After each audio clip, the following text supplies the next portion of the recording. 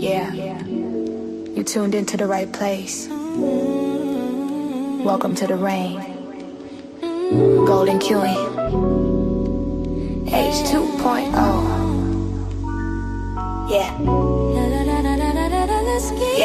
Yeah. You're looking for a diamond, found a treasure in the rough.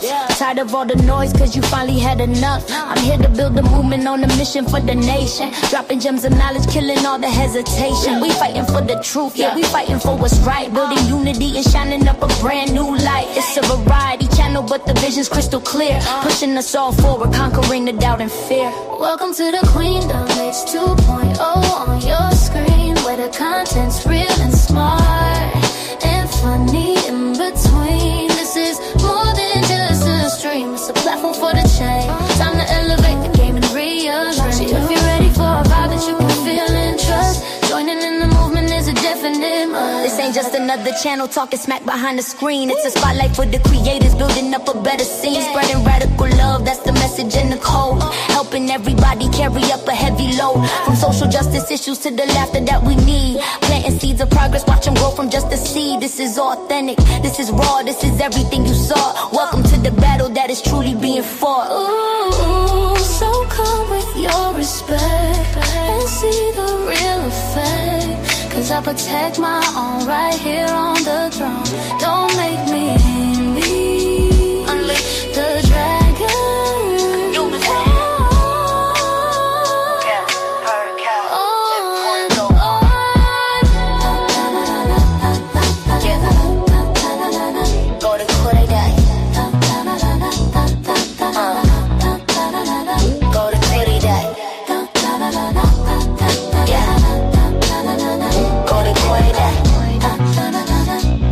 Subscribe, ring that notification bell. Yeah, you don't wanna miss a thing. Welcome to the family.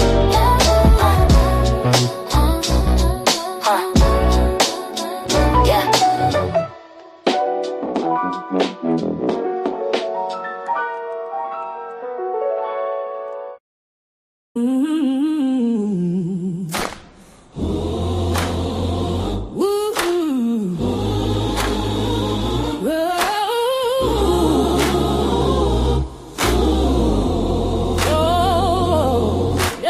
Lift every voice and sing till earth and heaven ring.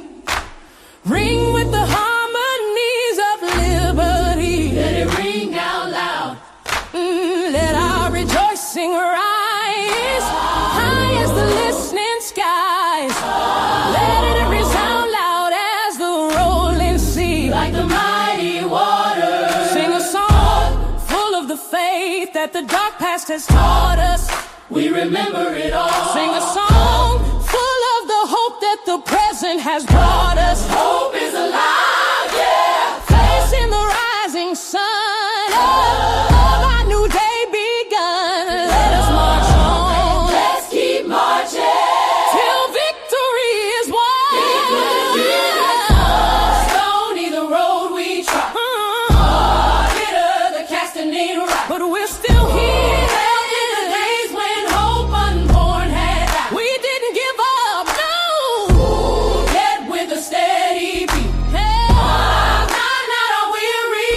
Yeah.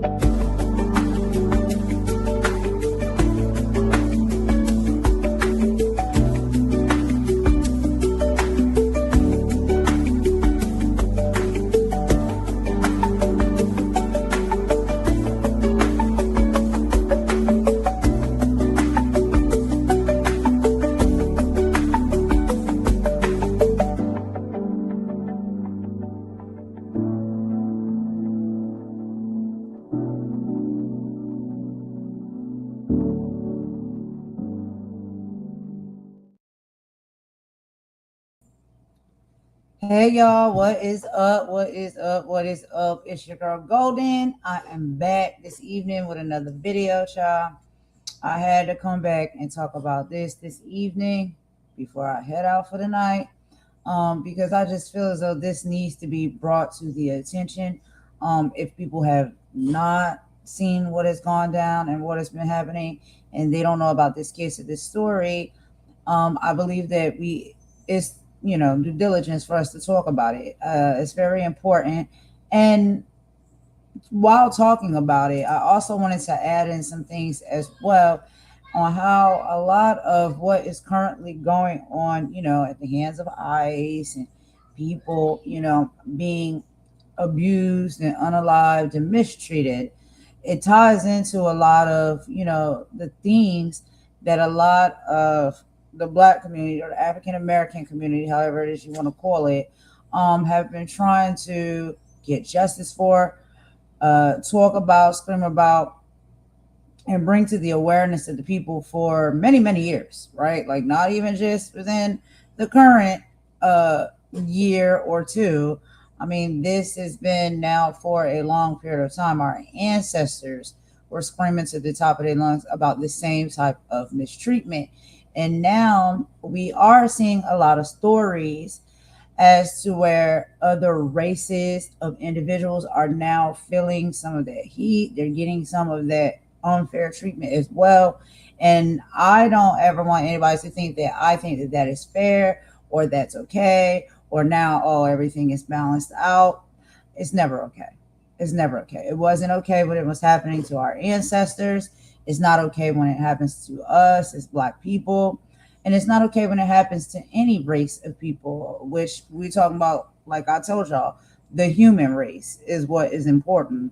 So whatever your ethnicity, your skin tone, whatever it is, your background or where you come from, what country you're from, or anything like that, it's never okay to be abused, to be unalive, to be mistreated, to be treated unfair. It's not okay for anyone. And so as I've been seeing these news stories, almost now it seems like daily with ICE and how they are treating and hemming people up, abusing people, unaliving people. And it doesn't matter what race of person it is they're doing it to. None of this is okay. It's not supposed to happen. It's not okay. And I don't like seeing it. I don't like bearing witness to this, but this is the world that we're living in, right? So we do have to watch these things. But, I did want to tie in some of this conversation to, like I said, when it has come to Black people and some of the struggles and stuff that we have been through, our ancestors have been through, and has been going on for a very, very long period of time. It just so happened to me, and I can't be sure because I'm going to say it's not everybody, but there has been like this disconnect when it comes to that, right? Like people will watch, people will see, people will hear, people will read and learn from history books or whatever, newspaper articles about how Black people are being treated and other races, right, of people are being treated, minorities. And I see that now it's like, you got to say the tough things sometimes. It just seems like now there is a lot of outrage and more of an understanding about what we or our ancestors was trying to say when it comes to the hatred in this country, the racism in this country and this world. Let's just put it to the world. And we have been shouting these things to the top of our lungs for a very, very long period of time. But it almost seemed with some people, not all, some people, that they really didn't care. And that's with anything. It doesn't have to be with racism. It doesn't have to be, with hatred or, things like that. It's just people just don't seem to care about anything until the problems end up on their doorstep, right? Or in their community or to their friend or their family. Then now they feel a type of way. And, now they honestly see just how serious these situations are and how unfair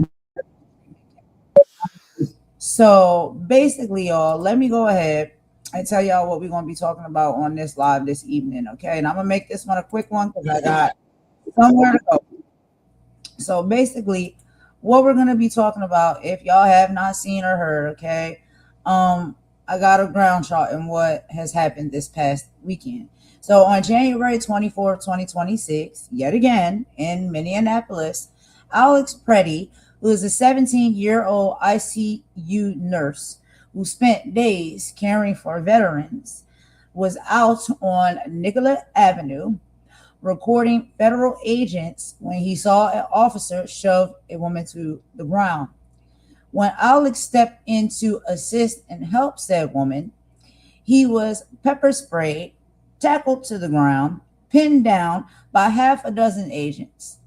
The administration immediately released a photo of a handgun child and called him a gunman who intended to massacre law enforcement. But here is the hard truth. Multiple bystander videos show Alex holding his cell phone, not a weapon. They show his hands were empty. They even appear to show an agent removing his legally carried firearm from his waist before he was powed at and unalived. For many, this gap between the police report and the video is a reality lived for a century. And when I say that, y'all know what I'm talking about. So we'll have to get into the connection.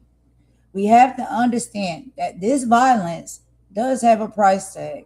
Just recently, Forbes revisited the data on how America's legacy of racial terror from the 1921 Tulsa massacre to today continues to systemically dismantle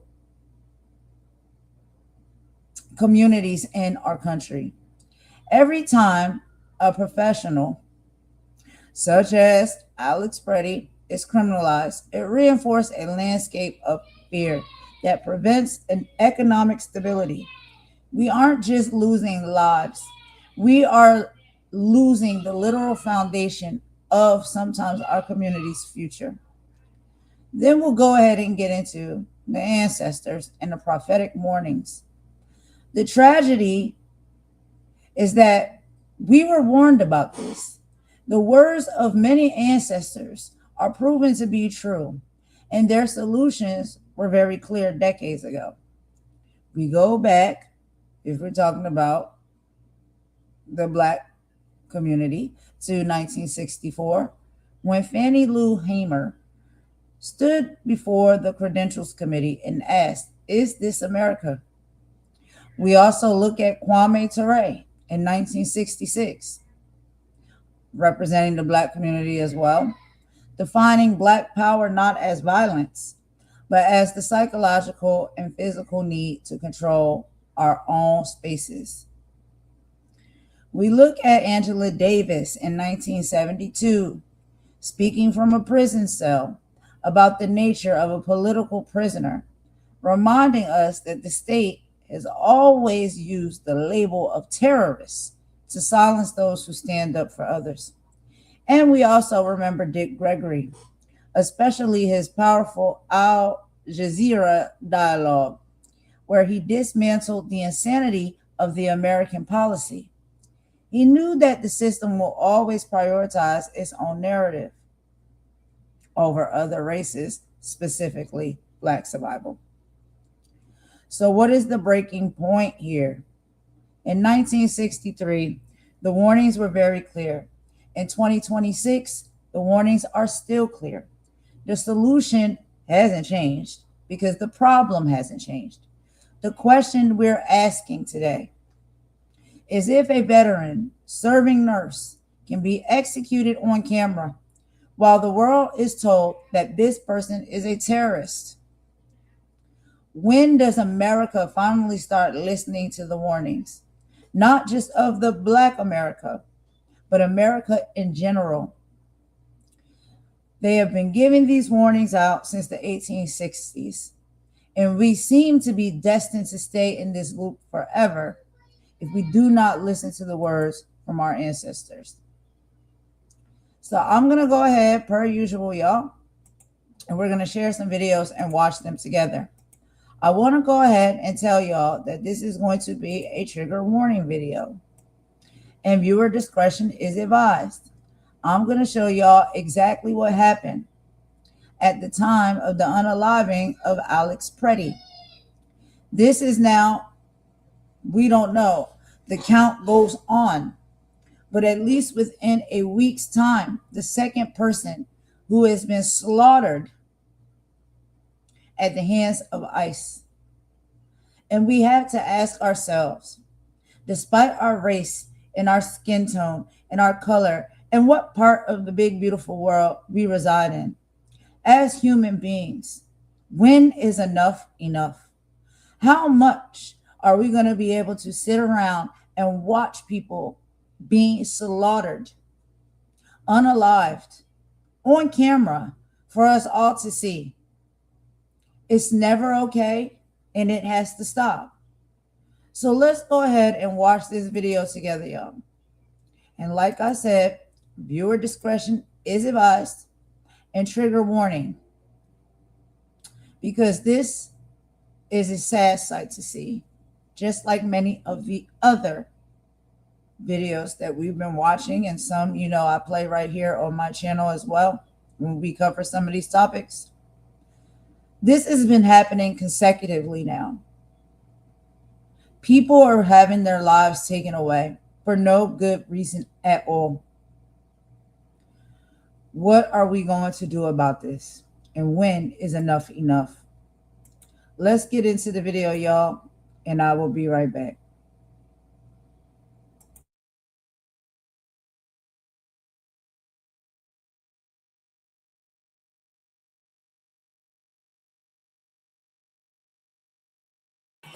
Overnight, outrage in Minneapolis after the killing of Alex Pretti, a 37-year-old ICU nurse shot Saturday morning by a federal Border Patrol agent. Last night, protesters trying to get into a hotel in Minneapolis where they believed federal agents were staying. Authorities breaking up the crowd. Yesterday, Governor Tim Walz activating the state's National Guard and demanding federal agents leave. That Donald Trump needs to pull these 3,000 untrained agents out of Minnesota before they kill another person. But President Trump blaming Democrats for the unrest, writing in a lengthy post, 2 American citizens have lost their lives as a result of this Democrat-ensued chaos, referring to both Pretti and Renee Good, who was fatally shot earlier this month. Some Trump officials facing scrutiny for accusing Pretti of approaching agents with a handgun. The officers attempted to disarm this individual, but the armed suspect reacted violently.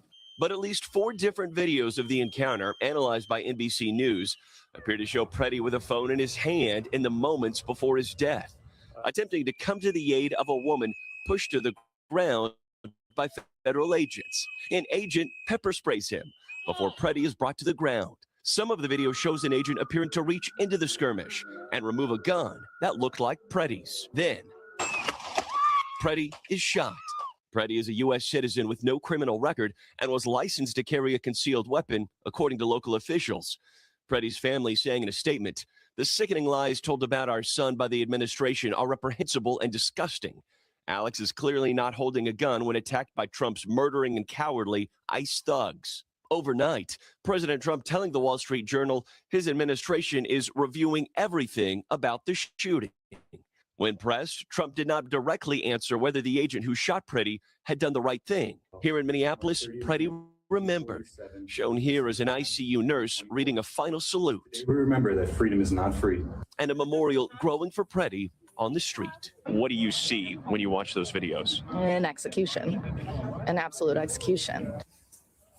And this morning, a federal judge has issued an order that blocks the Trump administration from altering or destroying any evidence relating to this shooting after local officials sued. In the meantime, in Washington, some Senate Democrats saying that they will vote to not fund the Department of Homeland Security, threatening a potential shutdown there as early as this Friday. And in an interview with the Wall Street Journal, President Trump expressing a potential willingness to withdraw federal authorities here, Savannah, saying that they have been here a while and have done a phenomenal job and will leave at some point, but not making a timeline clear as to when that will take place. Savannah. Morgan Chesky, thank you. We want to turn now to Tom Winter, NBC's national law enforcement and intelligence correspondent. Tom, we have all these different angles on the video now, and to watch those, as we're going to do here together, you also want to keep in mind what Kristi Noem, the Department of Homeland Security Secretary, said Saturday, 5:30, as we look at this video. An individual, Alex Pretti, approached U.S. Border Patrol officers with a 9mm semi-automatic handgun. The officers attempted to disarm this individual, but the armed suspect reacted violently. Do those words match the images that we've seen? Well, it's not just a question that reporters have. I've been reaching out to a number of people in law enforcement, including people who've worked for DHS, that have real concerns about those statements and the credibility of them. But we can look at this video and tell for ourselves. We're looking at it here. We're looking in that moment when the frame stops right there. It's highlighted. That's when one of the CBP officers is reaching in and grabbing the gun from him. We've got a second video that we want to show you, a little bit of the encounter leading up to it, a little bit to your point, Savannah. This is the slow motion now of when that 9mm Sig Sauer is pulled out from the back. Here's the second video. We can play it from here. This is a freeze frame of the moment where they come up to him. We'll get to that in just a second. You see Pretti right there, and now he's holding in his hand a phone. His left hand is clear, and so there's no weapon that's displayed at that point. And so the question is, how did this incident escalate to this point where it ended up in shots being fired? From an investigative standpoint, they'll focus on the intent. And this always comes down to this just purely from a legal standpoint. The person who fired the shots, the CBP officer who fired the shots, what was in their head? Did they believe that there was a credible threat to their life? But the gun had already been removed before we hear the shots fired on that tape. Second deadly shooting by federal agents in less than a month there in Minneapolis. Tom, what happens next in this city? What do we know about that and where the investigation goes from here? Well, you're seeing calls from IACP, which is a group of police executives, asking for the White House to intervene and intervene now. They want a de-escalation. They want to start to get people at the table. They want local law enforcement and federal law enforcement at the table. Things need to be de-escalated between them before they can be de-escalated on the streets. And it's against city ordinance in Minneapolis for the police to go out there and set up a perimeter and push protesters back. And CBP and ICE are not really trained to be in these protest situations. It's very difficult, and as Morgan pointed out, an unusual investigation that the FBI is not going to be leading it. It's a tinderbox right now. Tom, thank you very much. Hey, thanks for watching. And don't forget, you can catch the Today Show every morning on NBC, or take Today when you're on the go. Just follow the Today podcast on Apple Podcasts, Spotify, or wherever you listen. Taxes is feeling unwelcome. Now Taxes is an open door to new TurboTax stores. Meet our experts. They do your taxes, so you can walk out with confidence. Now this is Taxes.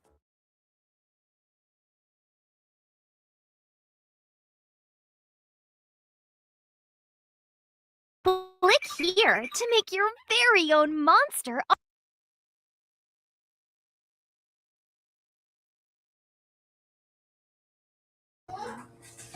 All right, y'all. So that was the immediate reports of exactly what happened and how everything went down.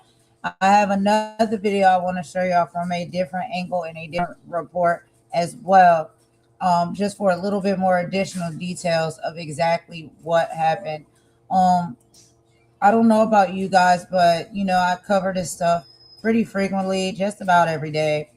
And as a person, as a human being, I don't know, I'm getting to a point where it's very difficult to watch people just being slaughtered and gunned down in the streets, attacked, harassed, bullied, and unalived for no reason whatsoever. And I don't think anybody should be treated like this. And I won't even use the talking point that, oh, these individuals actually weren't immigrants. They actually were American citizens. That's great. That's cool. An immigrant should not be treated like this either. And I will not stand by and allow that to happen, as far as like me just turning a blind eye to it. There's nothing that I really feel as though I can do to change it, to stop it, to make it better. I can talk about it. I can bring it to awareness. And I do have feelings and emotions about it. This is getting out of hand. And I just want to know, when does it end? When does it end? When do we have to, get to a point where we understand and we move forward and do something? Is there anything we can do? These are the questions that I have. I don't have the answers for these questions, but I'm curious about it. Let me go ahead and play this video for y'all. Okay, this is more context as to what exactly happened. This was on the 24th, which was just 2 days ago. And all of this is happening right now, not just in Minneapolis, other places, but we are seeing like a surge of these unalivings happening in Minneapolis. So we must pray for Minneapolis and the people there, because nobody deserves any of this. I don't care if they're illegal or they're here without paperwork or anything. Nobody should be treated this way. Let's keep going. And we are seeing mounting fallout over the latest deadly shooting by federal agents in Minneapolis. This is video of the incident that appears to contradict government statements. NBC's Alex Pretti explains what we know this morning. This morning, a growing outcry over the shooting death of 37-year-old Alex Pretti by federal law enforcement in Minneapolis, the city's second involving federal law enforcement this month. As protesters react to the multiple videos capturing the scene, the Trump administration is defending the officers. The Department of Homeland Security posting that Pretti, quote, approached U.S. Border Patrol officers with a 9mm semi-automatic handgun. When they tried to get him to disengage, he became aggressive and resisted them throughout that process. These officers used their training, followed their protocols, and were in fear of their lives. The videos, shot from various angles, show federal agents shoving someone before Pretti steps in. Pretti is then pepper sprayed in the face by an officer while holding his phone, and is then wrestled to the ground. DHS said he brandished a weapon, but the videos don't appear to show that. This one does show an agent appearing to remove a gun from Pretti's back waistband seconds before the shots are fired. Local officials say Pretti had a permit to carry, and groups like the Gun Owners of America are defending his right to bear arms while protesting as top Trump officials push back. You cannot bring a firearm loaded with multiple magazines to any sort of protest that you want. It's that simple. Pretti was an ICU nurse for a Minneapolis VA hospital, his parents calling him kind-hearted and deeply caring. He loved this country, but he hated what people were doing to it. President Trump overnight calling it a dangerous situation for everyone, demanded state and local officials cooperate with the administration's deportation efforts, as those officials call on ICE to leave the state. In Washington, Alice Barr, NBC News. What if you can create your own website by saying, this is what I want? With Wix,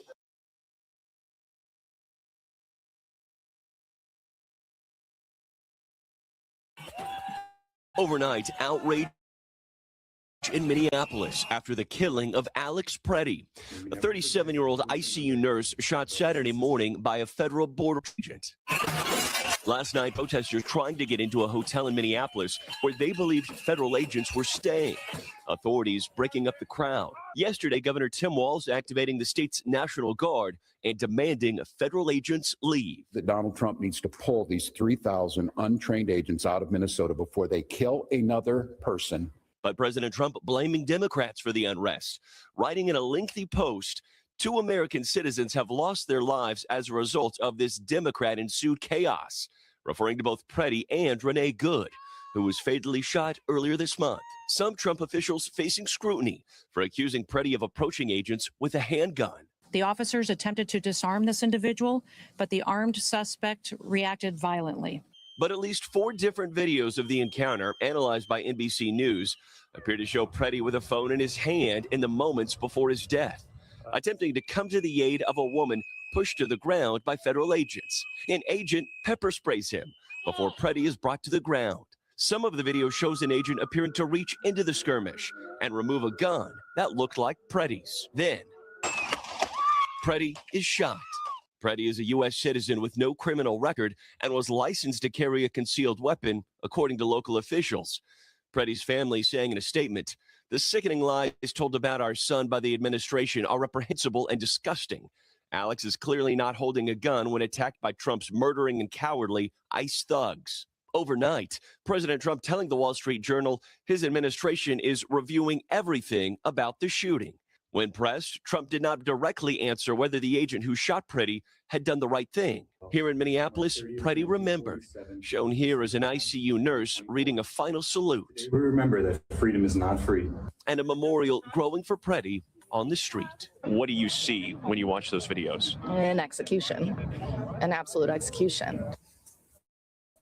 And this morning, a federal judge has issued an order that blocks the Trump administration from altering or destroying any evidence relating to this shooting after local officials sued. In the meantime, in Washington, some Senate Democrats saying that they will vote to not fund the Department of Homeland Security, threatening a potential shutdown there as early as this Friday. And in an interview with the Wall Street Journal, President Trump expressing a potential willingness to withdraw federal authorities here, Savannah, saying that they have been here a while and have done a phenomenal job and will leave at some point, but not making a timeline clear as to when that will take place. Savannah. Morgan Chesky, thank you. We want to turn now to Tom Winter, NBC's national law enforcement and intelligence correspondent. Tom, we have all these different angles on the video now, and to watch those as we're going to do here together, you also want to keep in mind what Kristi Noem, the Department of Homeland Security Secretary, said Saturday, 5:30, as we look at this video.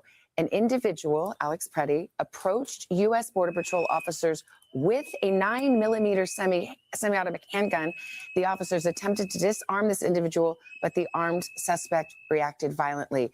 Do those words match the images that we've seen? Well, it's not just a question that reporters have. I've been reached out to a number of people in law enforcement, including people who've worked for DHS, that have real concerns about those statements and the credibility of them. But we can look at this video and tell for ourselves. We're looking at it here. We're looking in that moment when the frame stops right there. It's highlighted. That's when one of the CBP officers is reaching in and grabbing the gun from him. We've got a second video that we want to show you, a little bit of the encounter leading up to it, a little bit to your point, Savannah. This is the slow motion now of when that 9mm Sig Sauer is pulled out from the back. Here's the second video. We can play it from here. This is a freeze frame of the moment where they come up to him. We'll get to that in just a second. You see Pretti right there, and now he's holding in his hand a phone. His left hand is clear, and so there's no weapon that's displayed at that point. And so the question is, how did this incident escalate to this point where it ended up in shots being fired? From an investigative standpoint, they'll focus on the intent.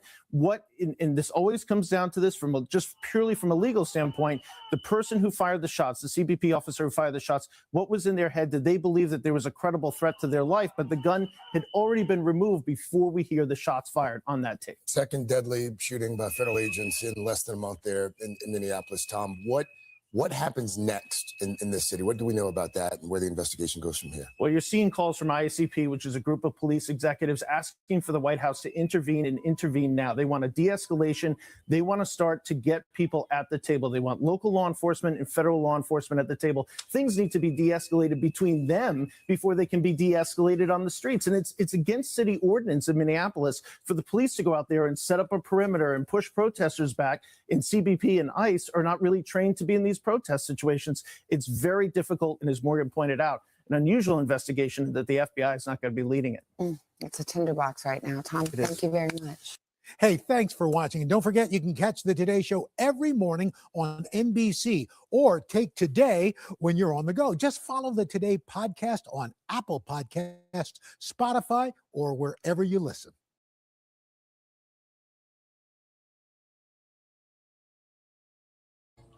All right, y'all. So we're going to go ahead and get into the next video real quick. We're only going to play a little bit of it if we can get through it. It is not that long. It's just about 30 minutes, but still, I don't want to play anything for too long. But this is a video from Forbes, and it's called How America's Legacy of Racial Terror Still Affects Black Wealth. I want to play this because I want to tie into what exactly we're seeing happening right now play out. Yes, we know with other races of human beings, but this is something that has happened for a very long period of time to specifically the race of Black people, African Americans, however it is you want to call them or call the race, because everybody got their own name or how they want to say it or, you know, how they address it. We're talking about Black people, African American. We'll get into that. And I want y'all to see how far back that a lot of this type of treatment and a lot of these type of abuses and unfairness and unalivings have been happening for a very long period of time. like I said when I first entered into the conversation, that this is something that we're bearing witness to that is not fair when it happens to anybody of any race. But what we can be sure of is that it has been happening to Black people for a very long period of time. And when I tried to talk about it and bring that to the forefront, a lot of people just didn't care. They didn't care. They didn't believe that it was really happening, or they wanted to look the other way. When we look the other way, these type of things continue to happen, and history tends to repeat itself. This is the problem. So let's go ahead and take a little bit of a look into this video, and then we'll be moving forward.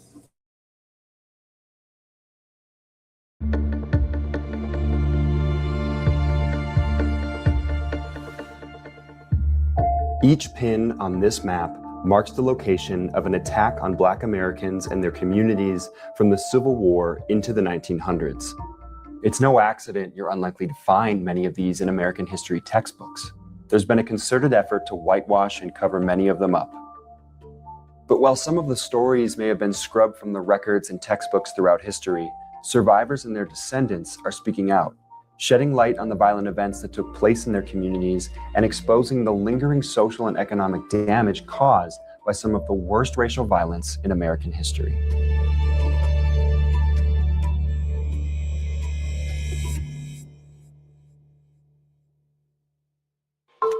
After the American Civil War, the country entered a period known as Reconstruction, during which it set about reintegrating the Confederate States and nearly 4 million newly freed enslaved people.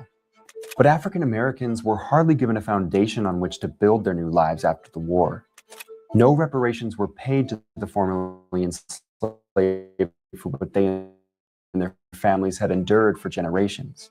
Many had been told they'd be given a small plot of land to get started on. And while there were plans to allocate some land to the formerly enslaved after the war, such as Special Field Order Number 15, much of the land seized by Union forces or promised to African Americans was later given back to white Southern citizens, ex-slave owners, and to white Northern entrepreneurs. The following decade saw African Americans slowly gain more economic and political power. They bought land, started businesses, and built schools. But in many places where African Americans succeeded, white Americans set out to destroy that success.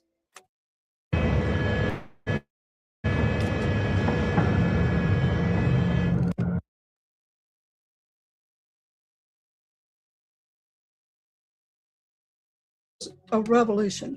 It destroyed the most powerful slave owning class in the world. And now the question is, what's going to replace it? The freed people had a clear understanding of what their freedom meant. They wanted self-determination. They wanted to reconstitute their families. They wanted to live as far away from white people as they could. They basically wanted to be left alone. But they also wanted to be citizens. And they wanted to exercise the rights that other citizens did. And so on some level, Reconstruction was designed to answer this question about the meaning of freedom. And so African Americans became citizens. Slavery is abolished with the 13th Amendment. The 14th Amendment nationalizes citizenship and creates due process. And so now Black people have equal protection before the law. And they can now run for office, hold office, and participate in society.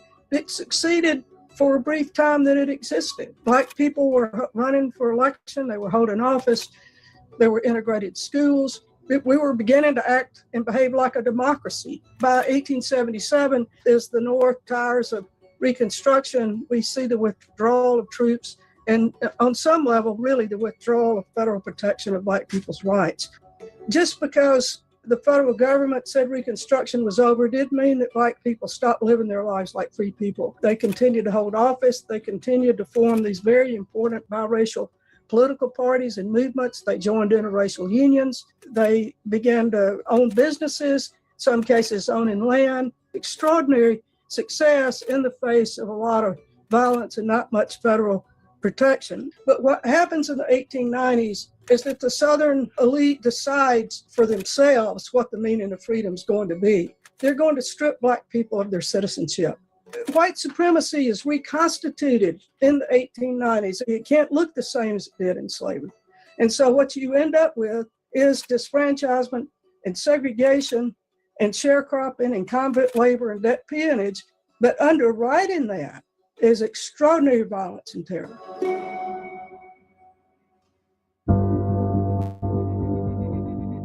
I like this phrase that sociologists and historians often use to describe the country in terms of race relations. And that is that this was a period they described as the nadir of race relations in America, the low point of race relations in America. And they use that language because there was this proliferation of these events that were called race riots. They were mainly assaults on Black communities. It was in New York and Philadelphia, Baltimore, and Memphis, and Omaha, and Chicago, and D.C. Summer and fall of 1919 was dubbed by James Weldon Johnson, who was with the NAACP, as Red Summer.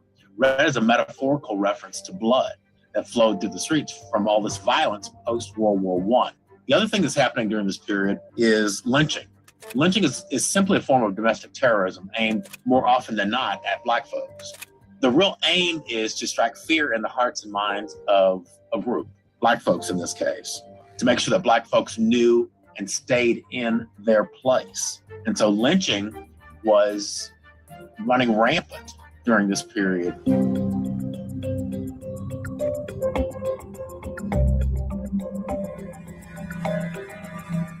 The Elaine that we see today is very different from the Elaine at the time of the massacre. At the time of the massacre, it was one of the fastest growing cities and local economies in the state. The bulk of this new revenue that was coming in was from cotton sales. Cotton's at the heart of understanding what happened during the Elaine massacre. First of all, there are sharecroppers. The official name for it is debt peonage. On its surface, it seems very, very fair. Planters offer plots of their land to sharecroppers in exchange for their labor. The way the system is supposed to work is at the end of the growing season, the profits from the harvest are supposed to be split 50-50. Half going to the planter, the other half going to the laborer. However, this isn't what normally happens. There's an inherent problem when you have a planter that has to go a whole growing season and he has no income. You have to ask yourself, how does he survive? And he survives by borrowing from the planter. And this is where the plantation store comes into play. Every plantation had a plantation store. Its sharecroppers could go to that store and get items on credit. What most people don't know is that the credit offered at this store was at astronomical rates. Even when the sharecropper received his half of the shares, quite often because of these doctored books and these inflated prices, he was never able to get out of debt. And therefore, he really could not leave because he owed money. What sharecropping or debt peonage did was enable planters to have a workforce that they virtually paid nothing for. The planters would sell the cotton and quite often come back and say, well, this is all I got for it, and pay the sharecropper only a fraction of the half that he was supposed to get. This kept them in perpetual debt, and with a judicial system that was not going to allow them to leave the debt hanging, the sharecroppers were in essence made slaves. African Americans had just gone off to war. So many African Americans who had participated in the war were given promises that if they went and fought this war, they return as full-fledged citizens. So when they return to these cotton fields and they find themselves being cheated just as they had before, they believe that they have recourse. And the recourse that they believe they have now is the courts. They band together, form a union, hire an attorney, and this will be their undoing once the planters find out.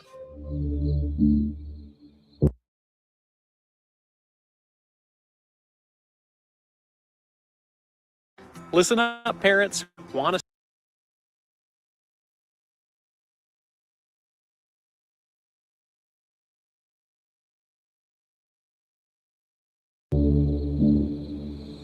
The last evening of September of 1919, there is a meeting called for the Progressive Farmers and Household Union. This was the union that the sharecroppers had formed to sue the plantation owners for their rights.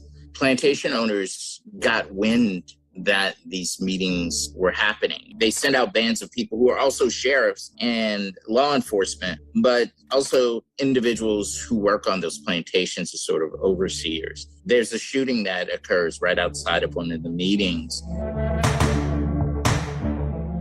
Two of the individuals who have been sent there by the planters, two of them law enforcement agents, one is injured and one is killed. And when the report gets out of the shooting, those individuals that had gone there to razz the meeting will begin passing on messages that are totally unfounded at that point, that there was an insurrection going to take place and that this insurrection was intended to overthrow the county and displace white rule there. The response to that report will be that hundreds of individuals will pour in from neighboring counties. The White American Legion that had just been established months before would be deputized. These men are sent out to arrest the Union members. And there's a shootout when they return and try to arrest them. From DC, orders will come to the governor and to military bases there that 500 troops will be mobilized and sent in by the federal government.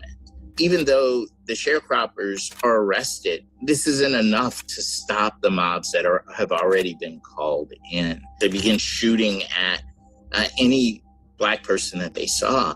Many Blacks will begin hiding in the swamps or hiding in thickets. These men in small groups will begin hunting them out. They saw the military trains arrive, and when the troops came looking for Blacks, they assumed that they were there to help them.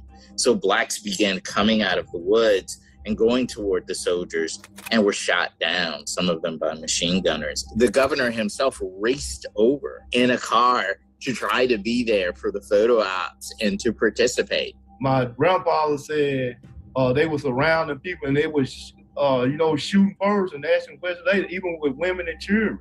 They lost friends in the massacre because all of them stayed in the area.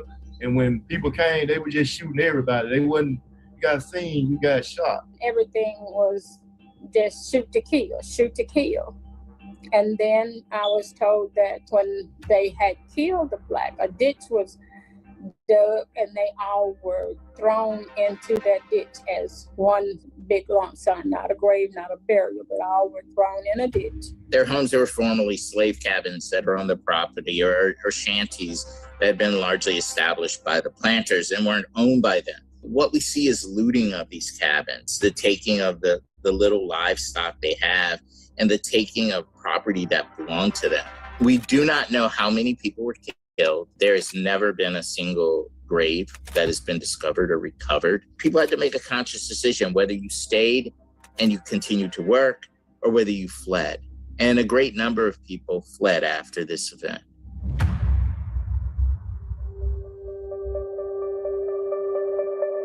According to some descendants, as residents fled the town and surrounding Phillips County, they were forced to leave behind land they owned, which was then stolen by white residents, some of whom perpetrated the massacre. While evidence of Black land ownership in and around Elaine from the time period has been difficult to find, some Black descendants claim that's because a lot of the documents were likely destroyed.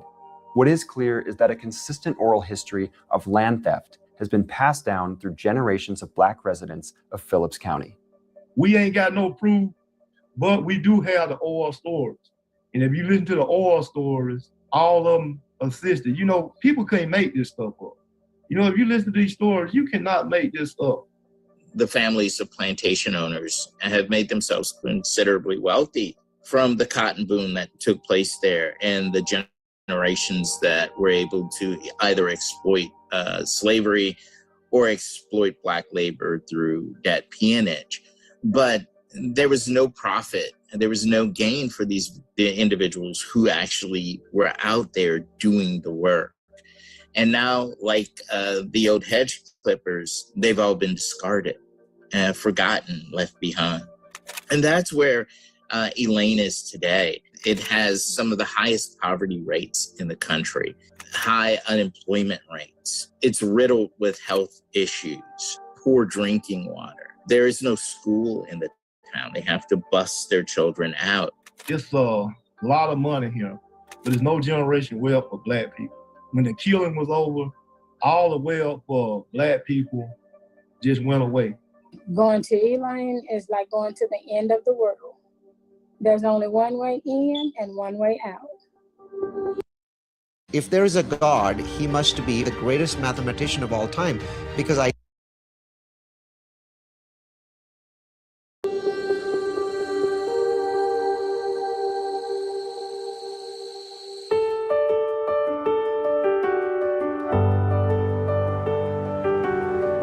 One of the ironies about Oklahoma is that it comes late into statehood, 1907, and it had been promoted, even by Black folks, as kind of a promised land, a Beulah land, a land of opportunity, because it had not come into statehood, and there were diverse folks here, including natives. There were calls for Black folks to come to Oklahoma to get away from the Deep South and the rigid segregation that existed there. Tulsa really transitioned from sort of a dusty Western outpost to a much more cosmopolitan city at the turn of the 20th century, primarily attributable to the discovery of oil. Tulsa was a segregated city, as were many cities during this period.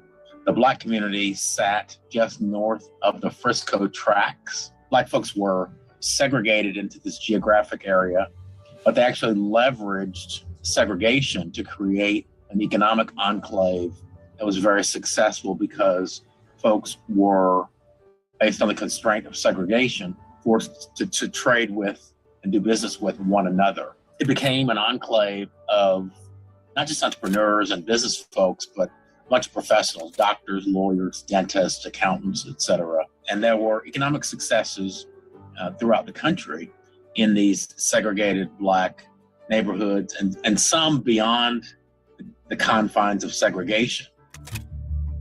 Oklahoma, in the run-up to statehood, becomes really a bastion of the same kind of white supremacist notions that existed in the Deep South. The massacre was caused by a number of things.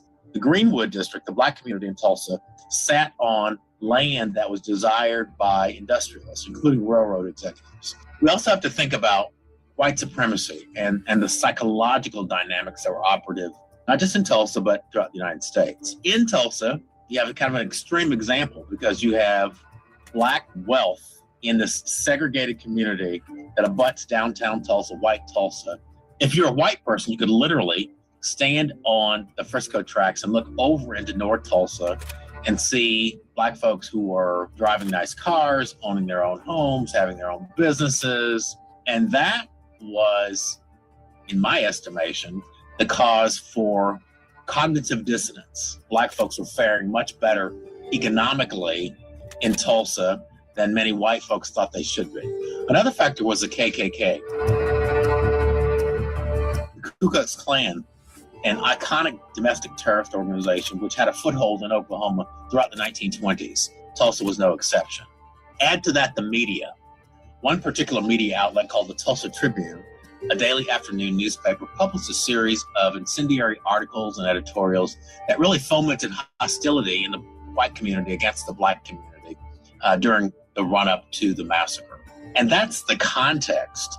Those are the atmospherics of Tulsa as we talk about May 31st and June 1st, the days of the massacre. The incident began with an elevator incident. There was a Black boy whose name was Dick Rowland, 19 years old, who shined shoes for a living. He needed to use the restroom one morning. This is May 30th. Facilities available for his use were limited because of segregation. He knew that there was such a facility on the third floor of the downtown Drexel building. He has to take the elevator up to the third floor. Elevators back then are manually operated. A young white girl named Sarah Page is manually operating this elevator. Something happened on the elevator. We don't know exactly what it was. We'll never know, likely. But it likely was that he bumped into or brushed up against Sarah Page. Some say he stepped on her foot. In any event, she overreacted. She began screaming. The elevator landed back in the lobby. Dick Rowland, frightened, as well he probably should be given the circumstances, frightened, ran from the elevator. Sarah Page is distraught. She exits the elevator. She's comforted by a clerk from Renberg's, which is a locally owned store. He's concerned about her. She talks about being assaulted on the elevator. He calls the police. She ultimately recants the original story, refuses to cooperate with prosecutors after Dick Rowland has been arrested. Unfortunately, by the time the recantation occurs, it's too late. It's too late in part because the Tulsa Tribune published an article the next day. It's entitled "Nab Negro for Attacking Girl in an Elevator," painting it as an attempted rape in broad daylight. There's language in that article that clearly is intended to make Sarah Page look more virtuous. The corollary effect of which is to make Dick Rowland look more villainous. And it has its desired effect. A large mob of white men began to gather. Dick Rowland had been arrested by this time by the sheriff, put in jail, was set atop the courthouse. White men gathered on the lawn of the courthouse. Ultimately, the white mob numbered in the thousands. The sheriff was so concerned that he actually called down to the offices of the Tulsa Star, the black newspaper. He knew that there would be black men gathered there, and told him what had transpired, that Dick Rowland was arrested, that he was being held in jail, that he was safe, he's being protected. But he was concerned because he was hearing this lynch talk among this large and growing white mob. A number of black men, several dozen in number, some of them World War I veterans with weapons who knew how to use them, marched down to the courthouse intent on protecting Dick Rowland from what they thought would be a certain lynching. They were confronted by the larger white mob. As you might imagine, words were exchanged. A white man tried to take a black man's gun, the gun discharged. And in the words of some of the massacre survivors, all hell broke loose after that. The so-called riot was on, and it resulted in the devastation of the Greenwood community. Many people in the white mob, many of these men, were actually deputized by local law enforcement. They affirmatively prevented the fire department from putting. All right, y'all. So as you can see, as I'm playing this video, and I guess some people may be wondering, like, I'm not really getting it. I'm not understanding. Why I'm playing this is because I want you to hear this history. I want you to hear these experiences that happened through over, a period of time. And I want you to compare this to what we're seeing and bearing witness to almost each and every day right now. And I want you to ask yourself, does it seem like history is repeating itself? What do you think, Mom? I think so. It looks exactly the same. Same reason? Yeah. Government arming them and telling them it's okay for them to do what they're going to do. Right. Let them do what they're going to do. Let them destroy a whole community. Let them blow up everything, kill people with no regard or anything. And that's the same thing that's happening in Minnesota and Minneapolis. And if we can't see that, then we have to be blind that it's the very same thing. Mm-hmm. Mm-hmm. It's the very same But I thing. guess it's appearing to look different now It's different now it seems as because- though they're after a different race. Yeah, of a people. different race. And they're, I'll say this with sensitivity. I don't believe that Caucasians ever thought that this would affect them, but it is. And that is because they're actually trying to stand up for what's right and help. And that's what assist. they were doing. That's what they were doing, standing up for what's right and trying to help And they're protect falling people. victim to the same And they're abuse. falling victim to it too. Right. Let's keep going. Out the fires that raged. Planes flew over the Greenwood community, privately owned planes. And according to eyewitness, dropped incendiary devices, bombs on the community that caused the flames to burn more brilliantly and spread more rapidly. The National Guard was ultimately called in to quell the violence, which they did on the afternoon of June 1st, 1921, the next day. Eve to me is basically freedom. It's a giant open universe where you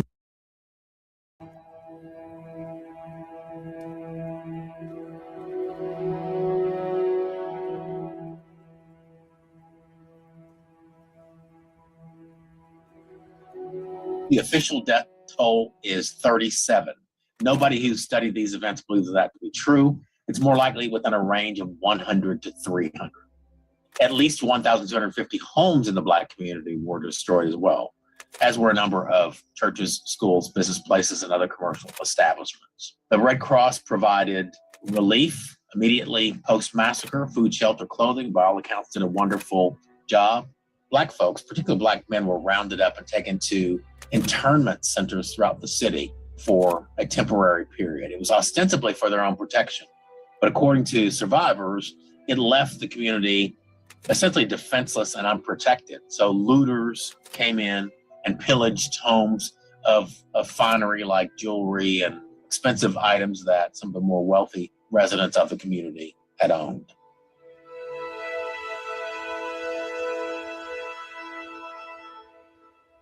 The Tulsa and Elaine massacres were not isolated incidents. They were just two of many, and they were representative of a broad backlash to the social status of Black people in the United States. The goal of attacks like these, historians say, was to maintain white supremacy by any means necessary. And the effects of these attacks on Black communities can still be seen and felt today. Some people will say, well, slavery ended years ago, or even, segregation ended years ago. That's in the past. Why are you dredging up the past? Well, the past isn't the past. And I think of my whole body of research that I've done, looking at different events all across the world, you find this over and over and over, that the effects of the past linger and they have consequences. And in general, if these events are historically important enough, they shape the way the world is today. After learning about the Tulsa massacre and reading a bit about it and realizing we don't have a lot of hard statistical evidence about what the consequences were, that's basically where I came in, is just wanting to know what were the consequences of the Tulsa massacre. So immediately after the massacre, we find that Black household heads who owned homes fell by 4.5 percentage points. And then if you think of another measure of that is, are you an individual that's living in a home that's owned by someone in your family? That measure of homeownership fell by 6.3 percentage points. And the other thing that we find is decline in occupational status. And one measure of occupational status is to look at, is an individual working in a white collar occupation? There's a 3.1% chance that you're in a white collar occupation. Then after the massacre, that figure falls by 2.3 percentage points. So that's a huge, huge effect. All right, y'all. So as we're watching that video, y'all can see the comparison in what has happened historically and what is happening now. Okay, so we're talking about the parallel, and what I like to call it is the war on foreigners. Just a second.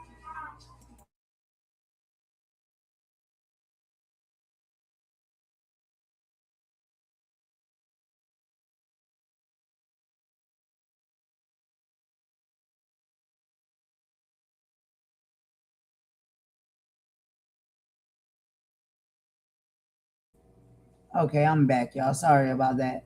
So I call it, and what I see it as, is the war on foreigners. Okay, this is a pattern of attacking success.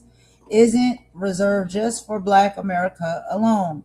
We are seeing history repeat itself in the vicious attacks on immigrant communities. This is a segment of this country that cannot stand to see foreign people succeeding, owning homes, and living good lives. In 1882, it was the Chinese Exclusion Act. In 1924, it was the Johnson-Reed Act. Both were designed to stop people from other places from thriving here. Today, the rhetoric is the same. They call it protecting the border, but it's really about protecting a hierarchy that says only some people are allowed to succeed, whether you're from North Minneapolis or North Africa. If you thrive, you become a target. That's what it seems to me, allegedly. Now, again, as I'm playing these videos, I'm playing it for context, y'all. Context. And I'm playing it for comparisons. So you can be able to see that history does tend to repeat itself. A lot of what we already experienced and have seen as people, not just me, I'm Black, my ancestors and whatnot, Black people, but also other races of people we're seeing in this country now. It seems as though they're trying to ice us out. Look at that. ICE. Yeah, it seems as though they're trying to ice us out squeeze us out and push us out in any way necessary. And it's not just that they want to detain you and put you on a bus somewhere and ship you to wherever they think you supposedly come from. Now they're even going to the lengths of taking your life. So, you know, this is history repeating itself. When I watch it, that's what I'm seeing. It's 66% decline in white collar occupations. That result is controlling for, taking into account everything else that's going on in the economy and also between different racial groups. But it's not just in Tulsa, but we see these effects in other parts of the country as well. So we look at newspapers all across the US and basically look and see, are they covering the massacre in the days right after? And what we find is where there is more intensity of coverage about the massacre, the effects that we find in Tulsa, we also find in those communities as well. Welcome to the next generation of website creation. We know that there's a thing such as generational wealth. There's also generational poverty. What we found in working through the Justice for Greenwood Foundation and our work with our survivors and descendants is that this generational poverty or generational lack of opportunity started with the massacre. And let's talk about Viola Fletcher. After the massacre, and Mother Fletcher had to flee for her life with her family to Claremore to live in an impoverished state, she was not able to go back and finish school. And it caused her lots of problems in life. For most of her life, she was a domestic worker, working for pennies, working for white families that treated her less than they treated their dogs. You know, Leslie Benefield Randall, also a little girl at the time, only 6 years old. But she was in town with her grandmother, Molly Benefield. And obviously during the massacre, she's a young lady. She says she can't remember a lot, but she does remember running.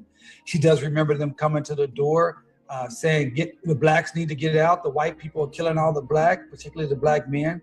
She remembers being taken to the fairgrounds, which was one of the places they put our people in those, what they called at the time, concentration camps.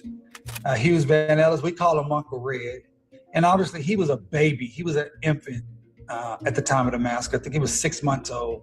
Hughes Van Ellis and Viola Fletcher are brother and sister. They live a lot of his childhood outside. I mean, they basically lived in like a tent. They basically had to survive off the land. And it was very traumatizing for him and something that shaped his life. A 2018 study from the American Journal of Economics and Sociology estimated that if 1,200 median-priced houses in Tulsa were destroyed today, the loss would be around $150 million. The additional loss of other assets, including cash, personal belongings, and commercial property, might bring the total to over $200 million. So the Greenwood community, as a business community, was destroyed as a testament to the resilience and the indomitable human spirit that was endemic in the community. The community was fully rebuilt, began to really boom, peaking in the early to mid 1940s. That continued throughout the 50s, began to decline in the 60s. All right, y'all. So what we're going to do now is go ahead and take another quick song break, and we will move on from this video. And as you can see, like I said, we're going to be talking about a little bit of the commentary that I thought was amazing and excellent from Jemele Hill. And that's basically what she's talking about. I wanted to show y'all a little bit of historical things so you can understand with this commentary that she's going to make exactly where she's coming from and what she's talking about. And, you know, we have to be fair that there will be some individuals and stuff that do have some talking points that really are trying to drive the situation home for people to really fully understand and the severity that it really is in. When it comes to what we're seeing going on now, yes, we don't want to see anybody from any race going through these things. But there was a long period of time, and even to this day still, there is a lot of mistreatment and a lot of unfairness, unaliving, abuse, all of those things that happens towards Black or African American people. And so now that it's happening to other races and groups of people or nationalities of people, there are some, Black or African American people that are saying that basically, they were screaming to the top of their lungs, trying to tell people this is how it is in this world, in this country. This is how we're being treated. These are the things that we're going through and we're experiencing. But it seems like when we were going through and experiencing these things, there wasn't enough care, there wasn't enough sympathy or empathy for individuals that were Black experiencing these type of struggles in this same type of way. And so there are some Black people that feel like, where was, the Calvary? Where was the protest? Where was the support and the love and the empathy and understanding when Black people were going through it? A lot of people just set aside or turned a blind eye to it and didn't care. And so we do have a sector and a section of Black people that feel, and this is not really the right way to be, but they just feel like, they're not going to pick up their feet, they're not going to pick up their signs and march and protest and try to defend or care when other races of people are going through these experiences, because nobody seemed to care when their ancestors and they were going through these experiences and still do to this day. So there's, a side of talking points when it comes to that. There are still some individuals that do feel that way and have made that very verbal. I'm not one of those individuals, but we'll get into it, y'all. Let's take this quick song break and we'll be right back. And you'll hear a little bit more of exactly what it is that I'm trying to say. I will let Jemele say it because, she speaks a lot better than I do. And so we'll get into that video in just a moment, y'all. Give me just a sec. We'll take a song break and be right back.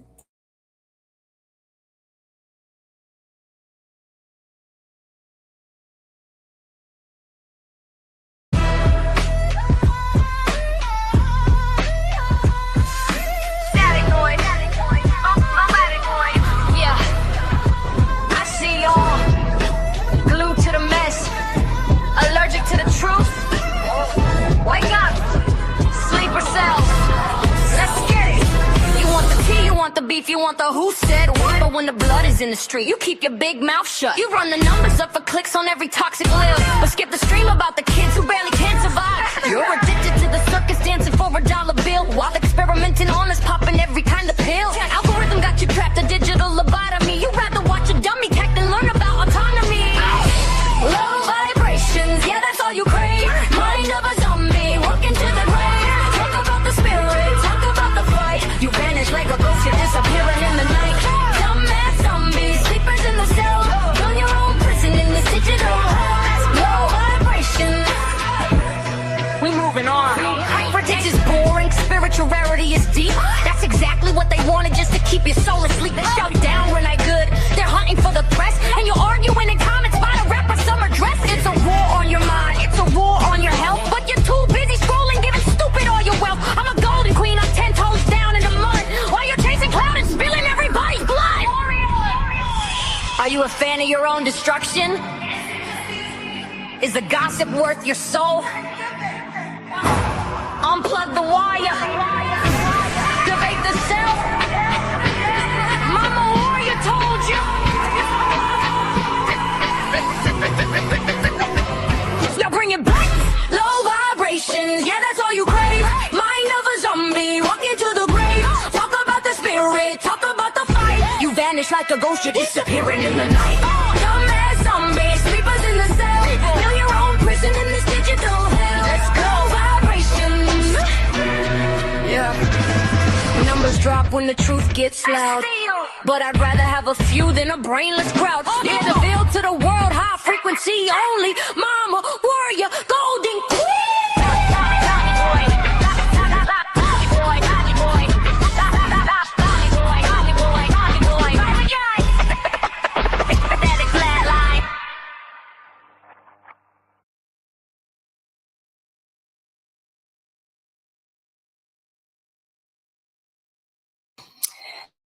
Hey, what's up, everybody? Welcome to another episode of Politics Live. I'm trying something a little bit different in the sense of I am actually going live right now not only on Instagram, but also going live on Facebook.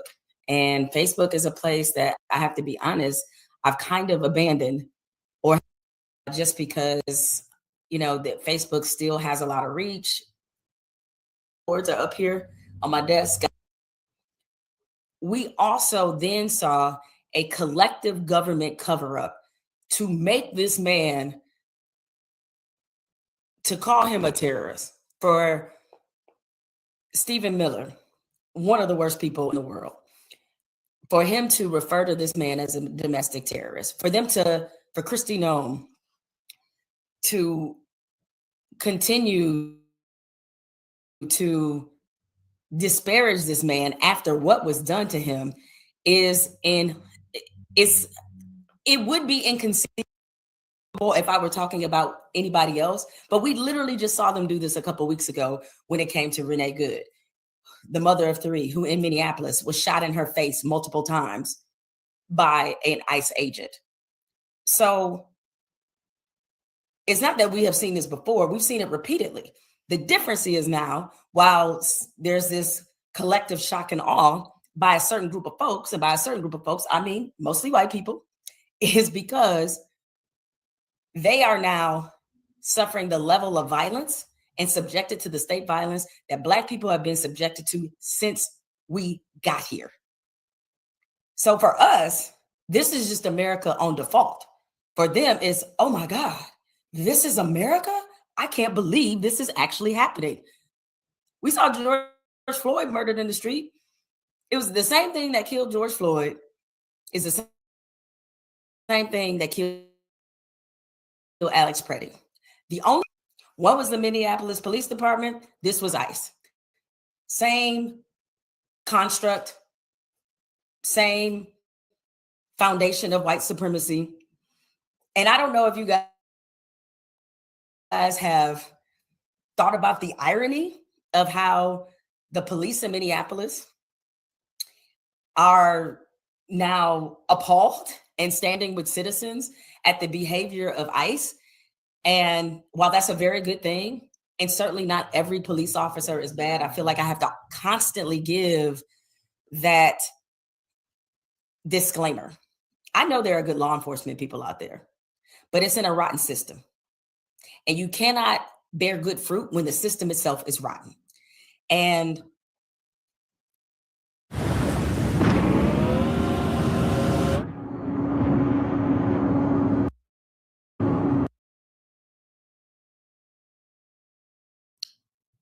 to hear the Minneapolis police talk about how they are standing with the people of Minneapolis against this rogue law enforcement unit in ICE, I hope they do some self-reflection. Not just them, but any police department, any law enforcement looking in on this situation in Minneapolis. Because a lot of the things that ICE does and ICE is doing, a lot of the things that citizens have caught on video are the same things we've seen the police do time and again to people who are Black and brown. So I feel like when the Minneapolis police, and let's be real about the reason that they came out in opposition to ICE, is because some of their officers who are Black and brown were being subjected to the same treatment as the citizens. That is why. The American police, I hope you use this opportunity to look in the mirror, because a lot of what you're seeing as ICE is exactly what we see when we see you. Again, not everybody, but you got the same track record they do. It's not that different. What has been really frustrating, and this is the thing about awakenings, right, is awakenings are generally good. I know me, I'm a person that when I get new information that changes my opinion, I say, okay, I got new information. This is changing my opinion. This is making me think differently. I'm bringing a different perspective for this issue. The problem is that I feel like we keep having the same conversation with white America over and over again. And I don't know if we have to keep having this conversation because they're disinterested. I don't know what the reason is. But why is it so many times? Because I can think of many times just in my lifetime. So I can only imagine how someone older than me might feel. But why do we keep having the conversation of where we have to tell them again what really happens in this country? Like at this point, there's too much information. At this point, they should have seen many of the same things that we have. To where, why do we feel like we constantly have to get white America up to speed about what is happening in America from a racial standpoint? And so I don't understand why we have to keep doing this. Frankly, I refuse to. And I dropped this a long time ago. It's been a few years. I said, I refuse now to educate white people about Black people or educate white people about racism in this country. Not doing it anymore. I know there are some well-intentioned white folks out there who want to learn and want to understand how they can be of help and of assistance, of which I welcome that. But you got to do the legwork. You can't be relying on us all the time to try to tell you what's what. You're more community with your people than we are. You don't have conversations with your mothers, fathers, grandfathers, uncles, aunties talk about race. I mean, you don't? How do you not? You keep looking to Black people to solve the problem and looking to us when I'm like, oh no, we didn't create that. We didn't create the construct of race. We didn't create white supremacy. We need you to go back, talk to your cousins and them, talk to your uncles, your aunties, your relatives, have that hard conversation with them. And so I think what you sense is a level of frustration that we may feel, and it's hard to blame us. So when we hear people saying now, mostly white people, saying, this isn't the America I know, it literally makes us want to tear our fucking hair off. Even if we bald-headed, we want to tear it out like, what? What do you mean? And so from that standpoint, just to lighten it up slightly before I get back into the thick of things, this is why, I don't know if you guys saw it, but Teyana Taylor, the Oscar nominee, she hosted Saturday Night Live. And I thought this skit that she did here with Kenan Thompson was brilliant, and y'all will know why. Minneapolis, where ICE continues to raid homes and businesses in what some people are calling an occupation. Christopher, your take on this? Well, Michelle, the first word that comes to mind is unprecedented. I mean, you've got federal officers roaming the streets, just pulling people out of their cars based on how they look. I mean, this just doesn't happen in America.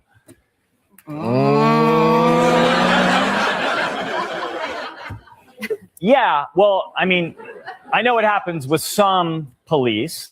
There are certainly bad cops out there, of course, but this is an entire federal force weaponized against the people it's supposed to protect. It's insane. Okay, right, sure. Okay, but the difference here is these officers are marching through neighborhoods with the express mission of just stirring things up so they can violently arrest people. That's new.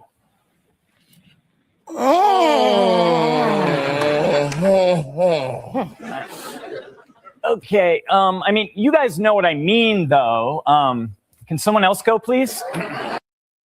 We have got to the point where literally anybody can build a fully working app without. I mean, that skit was perfect because I think it nailed how a lot of us feel. So right now, when we hear some, white people saying, some of them on television, some of them positing themselves as experts, saying things like, I can't believe that is happening here, or I've never seen this before, as if racial terror hasn't been a part of this country for the longest of time. It has been, because as much as they want to pin everything every level of dehumanization of Black people to just slavery, they seem to forget how long it continued. My mother was born in 1957. That means that when my mother was born, the Civil Rights Act hadn't even passed yet. So not only was it slavery, then it was 80 or 90 years of Jim Crow.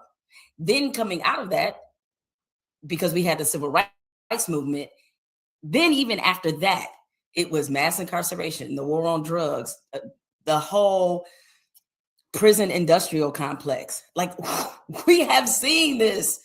It just goes by a different name sometimes, but we have literally.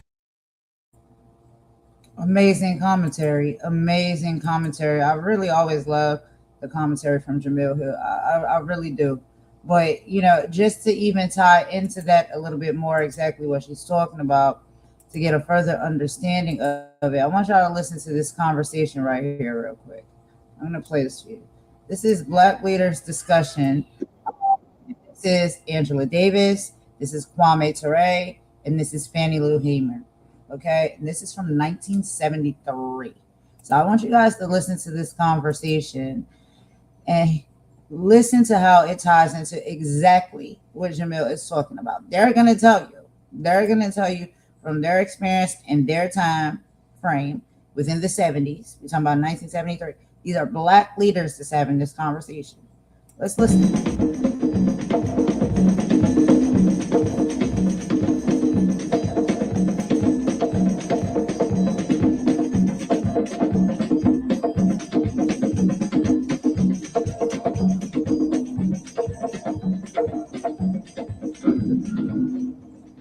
I'm Tony Brown, executive producer of Black Journal. Welcome to Black Leaders 73. This program has been pre-recorded, and you will not be able at this time to phone in any questions. The questions that you hear were directed in some instances to specific panelists, and in other instances they were not. Some of the panelists had not been advertised, and we do not have a number of questions for them. However, they have been encouraged to answer any questions, no matter to whom they're directed. For the next 90 minutes, we will present an unedited two-way communication system between you and our Congress of Black spokesmen. We will be using television as an instrument of positive social reform, allowing Black America to question members of her leadership and make herself heard collectively.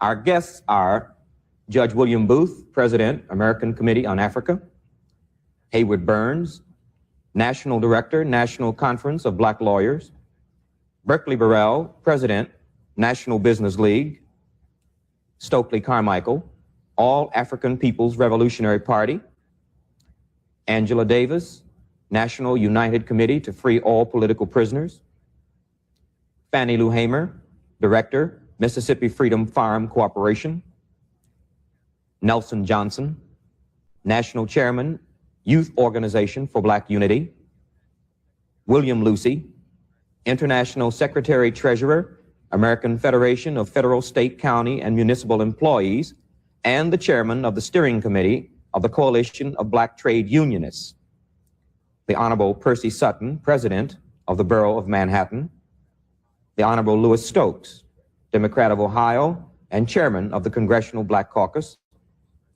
Cindy J. Williams, Jr., President, National Association of Black Social Workers; and James D. Williams, National Urban League. One of our panelists was unable to be with us and wired us his regrets. The following telegram is from Mr. Stanley Scott, Special Assistant to the President of the United States. I will now read his telegram. Deeply regret that I must cancel my appearance on your show because of an assignment recently given me on behalf of the President. I would welcome the pleasure of being your guest at a later date. With every best wishes for a very successful show, Stanley S. Scott, Special Assistant to the President. Indeed, there are many other Black spokesmen, but our physical and technical capabilities have limited us. We do want the public to understand that our Black leadership does include persons not on this panel. To continue to expose more of our leaders, we have invited a different group from our 1972 version. In selecting tonight's panel, we attempted to bring together a diversity of positions and philosophies, held together by the common thread of concern for all Black people. May we now have our first question. Black Leader 73, I have to tell you that we are recording your question, and we need your permission to record it and to edit it and to put it on the air. You have my permission to do that. My name is Carl Smith from Lawton, Oklahoma. A pluralistic society in which all ethnic and racial minorities try to contribute to the mainstream and still retain their cultural identity is often advocated as a desirable goal for our country. My question is it a realistic goal? Is it possible? And if not, why? If you didn't understand that question, I can read it to you again. He said, a pluralistic society in which all ethnic and racial minorities try to contribute to the mainstream and still retain their cultural identity is often advocated as a desirable goal for our country. My question is it a realistic goal? Is it possible? And if so, and if not, why? That's one of the diversities, I guess, that we have among Black people. I hate to say Black leaders because I don't think of ourselves as Black leaders. I don't think any people need leaders. We are working in the field and we're doing our job. But there is the diverse opinion. Some folks believe that you can work within the system and you can make the system work for you. Others believe you can't work within the system, you've got to have something else. I happen to be one of those who believes that although we have not progressed as we should have, and that the great masses of the people have not at all been able to use their inert talents, the talents they've got and that have been hidden by reason of cultural bias and examinations and all the rest that's happened to us through the years, that although the masses of the people have not tasted the success that is available here in this country, still I believe that it is possible. If I didn't believe it was possible to work within the system and to retain my own cultural identity in spite of what's happening, I would have to give up my job. I'd have to give up my various positions and organizations that I belong to. I'd have to say, well, down with all organizations connected with this government. But I look upon this government as being one of men who can be changed if there's enough pressure put upon them. And if the numbers that we've got together, that Black people have and related people have in this country, we put our numbers together, we can overcome the forces against us. Otherwise, I couldn't exist in this country that way. I would think that what our brother Judge Booth said is correct. The only question would be, what kind of change do we want? I think everybody would be for that society. The question is whether or not it could come about under the present system of this government, or whether that system must be changed. I, for one, believe that it cannot come about under the present system, a capitalist system. That system must be changed. I believe that. And I think that if we have the same objectives, then it doesn't make a difference where we work. As a matter of fact, a man working to change the system with that objective in mind can do very much inside the system, once he doesn't lose sight of his objective. An example that comes to mind is that a few years ago, it was found out that one of the advisors for President Thieu was working for the Viet Cong. I do think that we make a mistake if we talk about this in terms of absolute doctrines. We talk about it in terms of Black people and integration, or Black people and separation. It seems to me that that's a false dichotomy that has been set up in terms of the way in which the debate is discussed. The real issue I feel for Black people is one of empowerment and one of redefinition of the way in which Black and white people are interacting in society. I feel that's what we must be about. Well, I think that if you consider the fact that this system, this capitalist system under which we're living today, is designed in such a way that nobody except a privileged few can attempt to express themselves or contribute to anything, there's no doubt about the fact that we have to talk about revolutionizing the system before anybody can live in any kind of human fashion together. I would just like to point out the fact that I have seen with my eyes societies where people of different colors have learned how to live together, each maintaining their own cultural identity, but each fighting to build and to continue to construct a socialist revolution together. I was in Cuba not very long ago, and I saw with my own eyes how Black people, brown people, and white people have reached the point where they can work in harmony towards the building of a socialist society. Any other responses? Let me just maybe add to what Brother Brown said over there just a moment ago. I think the key question is that certainly it's a good idea to work toward a total input by all, I suppose, ethnic groups in our society, blacks and what have you. But the key thing is whether or not you have a sufficient amount of power within yourself to affect the system when the system is working against your vested interest. In school some years ago, we were taught to think of America as a melting pot.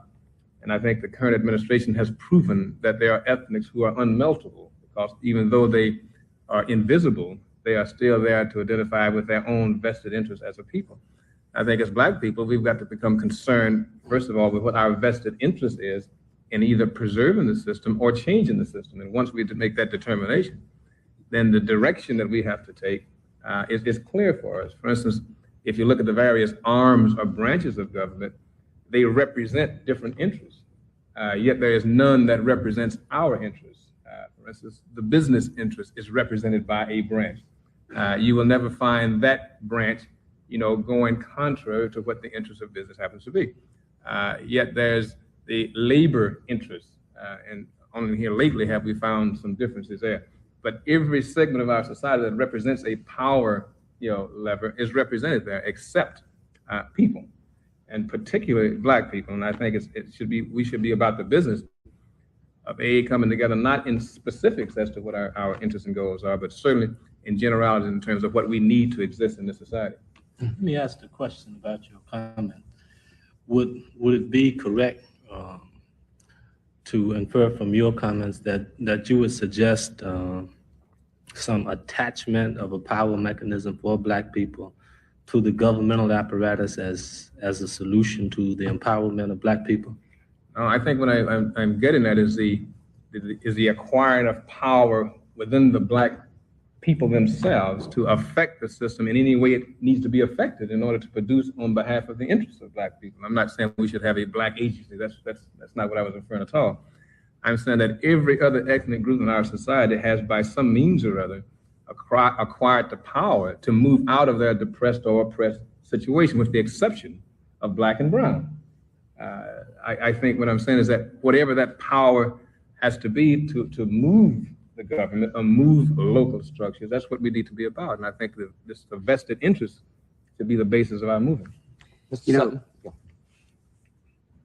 America really is an ethnic society.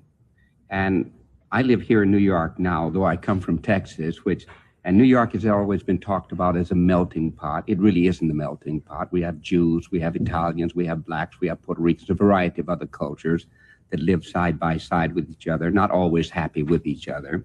But if we're talking about change, whether it's a change of the style of the government or an absolute change in the nature of the government to a socialist society or whatever other society, I think the thing that is fundamental to it, if we as black people are going to talk about change, one of the first things we need to do is develop some unity within ourselves. Now, that doesn't mean that all black people have to speak the same language or have the same philosophy, but we have to learn to communicate, and I think we are, in a large measure, learning to communicate with each other.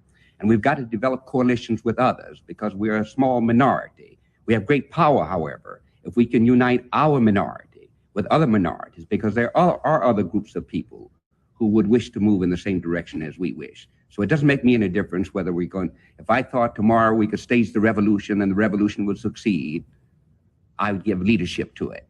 That is a revolution by whatever method. But at this structure in our development, I believe the kind of revolution that is going to take place is a social revolution without bloodshed. And if this is to be so, one of the first things that must be accomplished is that black people, poor people, must unite themselves and then join forces with others. Now, Harlem has been a barometer for a number of years of perhaps black feeling across the country in terms of mood. What direction do you see the mood in Harlem going in? I'm not too sure that Harlem has been the mood of the country. Harlem is one of the most volatile places in the country. When I travel to other places, I'm amazed at the amount of unity. We have unity in Harlem, unity in one thing, that we're different. Many of us are different. We have more nationalist organizations. We have all of the organizations you want to perceive of. many of them have their facets in Harlem. No, I don't think Harlem is the mood. Harlem is a very sophisticated place. Sophisticated in the sense that we all understand the need for others of us to exist. So I could not use it as the barometer of America. But if it should be the barometer of America, I think it would be good. But I'm afraid that it is not. Mrs. Hamer, do you see changes since you're from right in the middle of the rural South, do you see any trend there in terms of Black people moving toward unity, moving away from unity? Just generally, what is going on in your area of the country? Well, I do see more unity because the power structures in the South are forcing us to have more unity. You know, there have been a class split with the Black community. That's being moved because we are finding out whether you middle class or no class is no different. As long as we Black, we in the same boat. And that's forcing us to be together. Because, you know, we've seen what is happening in our schools, you know, like if a principal was a principal and was moved and become assistant principal, his job, if he's Black, automatically, if he becomes assistant principal, his job automatically is to carry toilet tissue from one school to the other one and load up the bus. So he's finding that it's no different in us, and it's forcing us to get together. And I think that the change will come because we have to, there's nothing handed to us on a silver platter, and we have to work together for a change in the South. Congressman.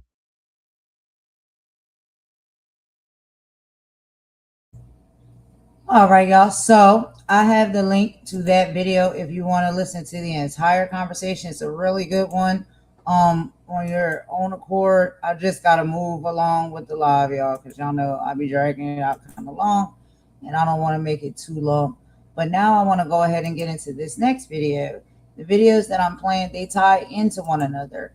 So I want y'all to listen, but I also want you to pay attention and watch, right? So this video that I'm going to show you guys, this is going to be one that is going to have imagery. And this is a conversation from Dick Gregory, okay?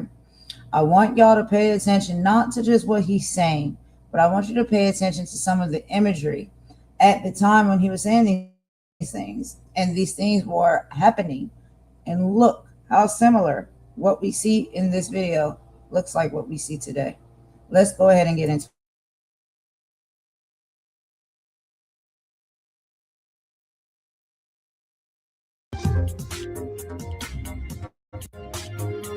A white guy killed my Jesus, and they taught me to call it a good day. Civil rights activist and Missouri native Dick Gregory has been calling attention to race relations in the U.S. for decades.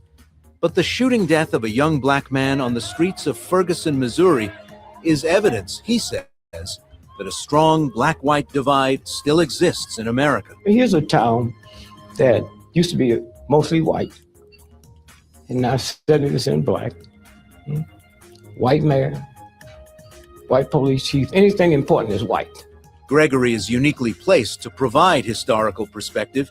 He was shot in the leg in the 1965 Los Angeles Watts riots, but he hasn't used violence to project his message. He's used comedy. Gregory was a headline performer. When America goes to war, they don't send no comics. They send some folks that barely can read and write. Right?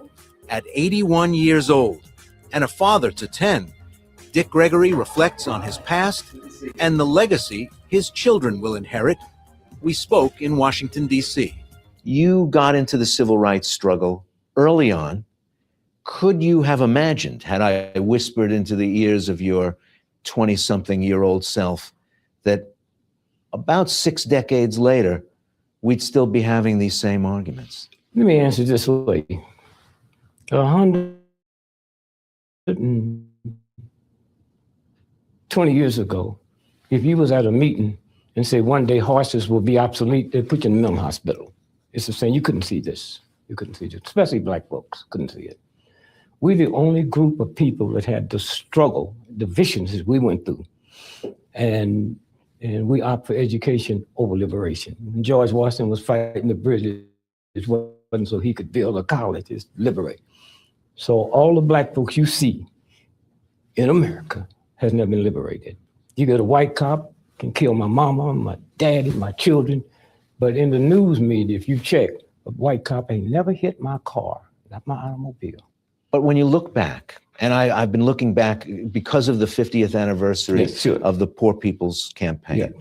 I have seen a lot of black and white film and a handsome, skinny young Dick Gregory in a white shirt and a skinny black tie. That was me. Talking about hope, about a belief in the future, about a belief in this country being willing to release its grasp and grant black people full human and civil rights.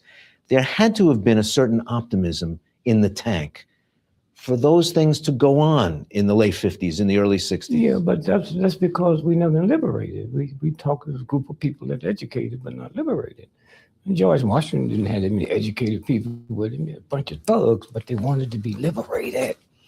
And the song don't say, give me education or give me liberty or give me death. But let's talk more about that dichotomy that you're pointing out between education and liberation. Yeah. A lot of the wise old heads who got all that stuff started said that the two went hand in hand. They wanted the HBCs filled with tomorrow's doctors and dentists and preachers. A black PhD right now, driving down the street in Washington, D.C., with $1 billion in the bank, 5 PhDs, he hears a squad car, and he squeezed the steering wheel tight. Nobody came to that. That's in his blood. And then when the car passed, he said, thank God, God had nothing to do with it. They wasn't after you in the first place. You have to look way into it, I missed it all coming up. My mother, gave me everything a child would want. See, when I was born, we didn't have welfare. Everything a child would want for Christmas. They told me a white man brought it to me. So we sit here, you and I, you're 81 years old. You've been a public person for most of that time. Yes. And you are not a liberated man? Not at all. No, you can't get liberated with money. That comes from inside. They convinced me that all black women are ugly. They convinced black women that all black women are ugly. The only woman on the planet, a black American woman, go to a place called a beauty parlor. All the rest of them hair salons, beauty parlor. They teach me something's wrong with my hair. My hair didn't come from Sears and Roebuck. It came from the same God that put the universe together. And yet you hear black folks say, oh, she got good hair, she got bad hair. God in the business of making something bad? But haven't we shaken some of that off? I don't hear people talk the way I did when I was a kid about good hair and bad hair. When I was born, they was changing a black person's dollar for 49 cents. Now they give me 98 cents. I don't want 98 cents for $1. I want a full dollar's change for $1, or this cash register will never ring again. You got black folks so ashamed of ride. They call it rebellion. It's not no damn rebellion. A rebellion ain't something you have after a cop shoots somebody. A rebellion is planned. The day it's going to start. This is a ride. In Chicago in 1968, it was a police ride. They didn't say police rebellion. A black father, I had 3 boys. I never taught them to behave when you run across an ignorant, racist cop that might kill you. Why? Anytime you teach your child to treat filth nasty, then they think something wrong with them. That's a game. I've never taught my children you have to be twice as smart as white people. See, children don't hear what you mean, they hear what you say. And when you tell them they got to be twice as smart, in their mind, they think they're dumb. That's how it works. So we turn on the television, another story of a young fella being cut down on the street by a policeman. What's going on in Ferguson? You grew up in St. Louis and around there. Well, I've always told people, if you ever go to St. Louis, you got to sit your watch back for 3 hours. That's how far back St. Louis is. Here's a town that used to be mostly white, and now 70% black. White mayor, white police chief, anything important is white. Anything important is white. Police department with 53 blacks. So got to be something wrong. before you got to that, you know. And now what I see is horrible coming out of there, because you wake up one morning and they tell you about this person's been shot.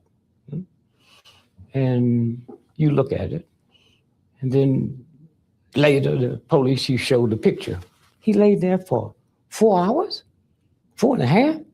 Anytime there's a call that go out, shooting, cop, they don't know if the cop's in trouble. They sent all kind of equipment there. Nobody showed up. Nobody showed up. He lay there 4.5 hours. Then the cop just disappeared. Where he disappeared to. You know, the real black folks are saying, where'd they take him? Where'd they take him? Now, I can understand why you can't get a prosecutor to prosecute, because white prosecutors live in all white areas, and they got to go get reelected every 4 years. They ain't about to go reelected every 4 years after putting a white cop in jail for killing a black. No, but I don't want to miss this point, because I think a lot of Americans don't understand the lack of trust, the lack of credibility of institutions, day-to-day institutions. Yeah. And in years of working as a street reporter, I have had black people tell me they don't believe anything from the police crime lab, from the lips of the mayor, from the head of the school board. An alternate narrative comes from the street time and time again. Why? One of the things I see different in this, and I've been in all of them, I got shot in Watts, is you got black folks now saying it's a conspiracy. What? Well, because the guy in New York, okay, right after the woman get beat up by the state trooper, so they never seen him come this close, so they think there's more to it than what it is. Right now in Ferguson, there are people talking about recalling the mayor or replacing him in the next election, doing something about that 6%, 7% turnout among black folks in Ferguson. Is that part of the answer? It sounds like you have so little trust that even if they put in a new council, a new school board, a new mayor, that won't even be a help. If the president of the United States go to New York tonight by himself, unannounced, he can't get a cab. Most powerful man in the world. Now, the problem with that, they had a black mayor. It didn't change. Didn't change. And it's simple to change. All you gotta do is put some decoy cops out there and a camera.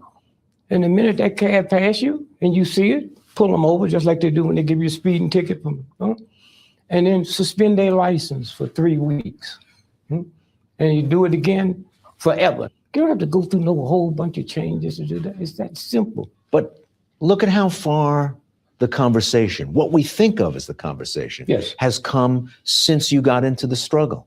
Aren't we better off as a country? Not at all. Not at all. It's going from physical to mental. It's a mental thing now. The South have always said they don't care how close I get. Well, you can't own me as a slave, and I'm not living in the same piece of land you live on, as long as you don't get too big. Up north, they say they don't care how big I get, as long as I don't get too close. And that's there. I mean, my hero, number one, would be John Brown. Not Jesus, not all this other stuff, because John Brown got us sitting here now. He changed everything. With the greatest movement in the history of man is the abolitionary movement. Do you know black folk couldn't belong to it? Here's white folk gonna go out, kill for me, die for me. That was Frederick Douglass' biggest problem. He couldn't be part of the abolitionist movement because they say black folks are too childlike. That hasn't changed yet. Still the same. So even Frederick Douglass, friend of some of the most prominent Americans of his day, a co-signatory of the Seneca Falls Declaration, one of the most stirring writers of the second half of the 19th century. Taught himself how to read when he got out of slavery. He couldn't belong. He couldn't belong. And the reason the whole thing changed is John Brown. December the 2nd, where I go now, is Charleston, Virginia. The tree that they hanged him is still there. I just go hug the tree. They tried him, sentenced him. And so on the 2nd, when they hanged him, I go to that courthouse right where he walked out of, walked to the street, turn left, walk 3 blocks, turn right, Walk 3.5 blocks and there's the tree. Okay. And what did he say? He said, you got anything to say before we hang? Yeah. If what I'm hanging for had I done for rich white folks, I'd be your hero. But last night I talked to God. God told me to tell you, the Negro slave is going to be free, but it's going to be the biggest bloodbath in the history of the planet. Well, he was right about that.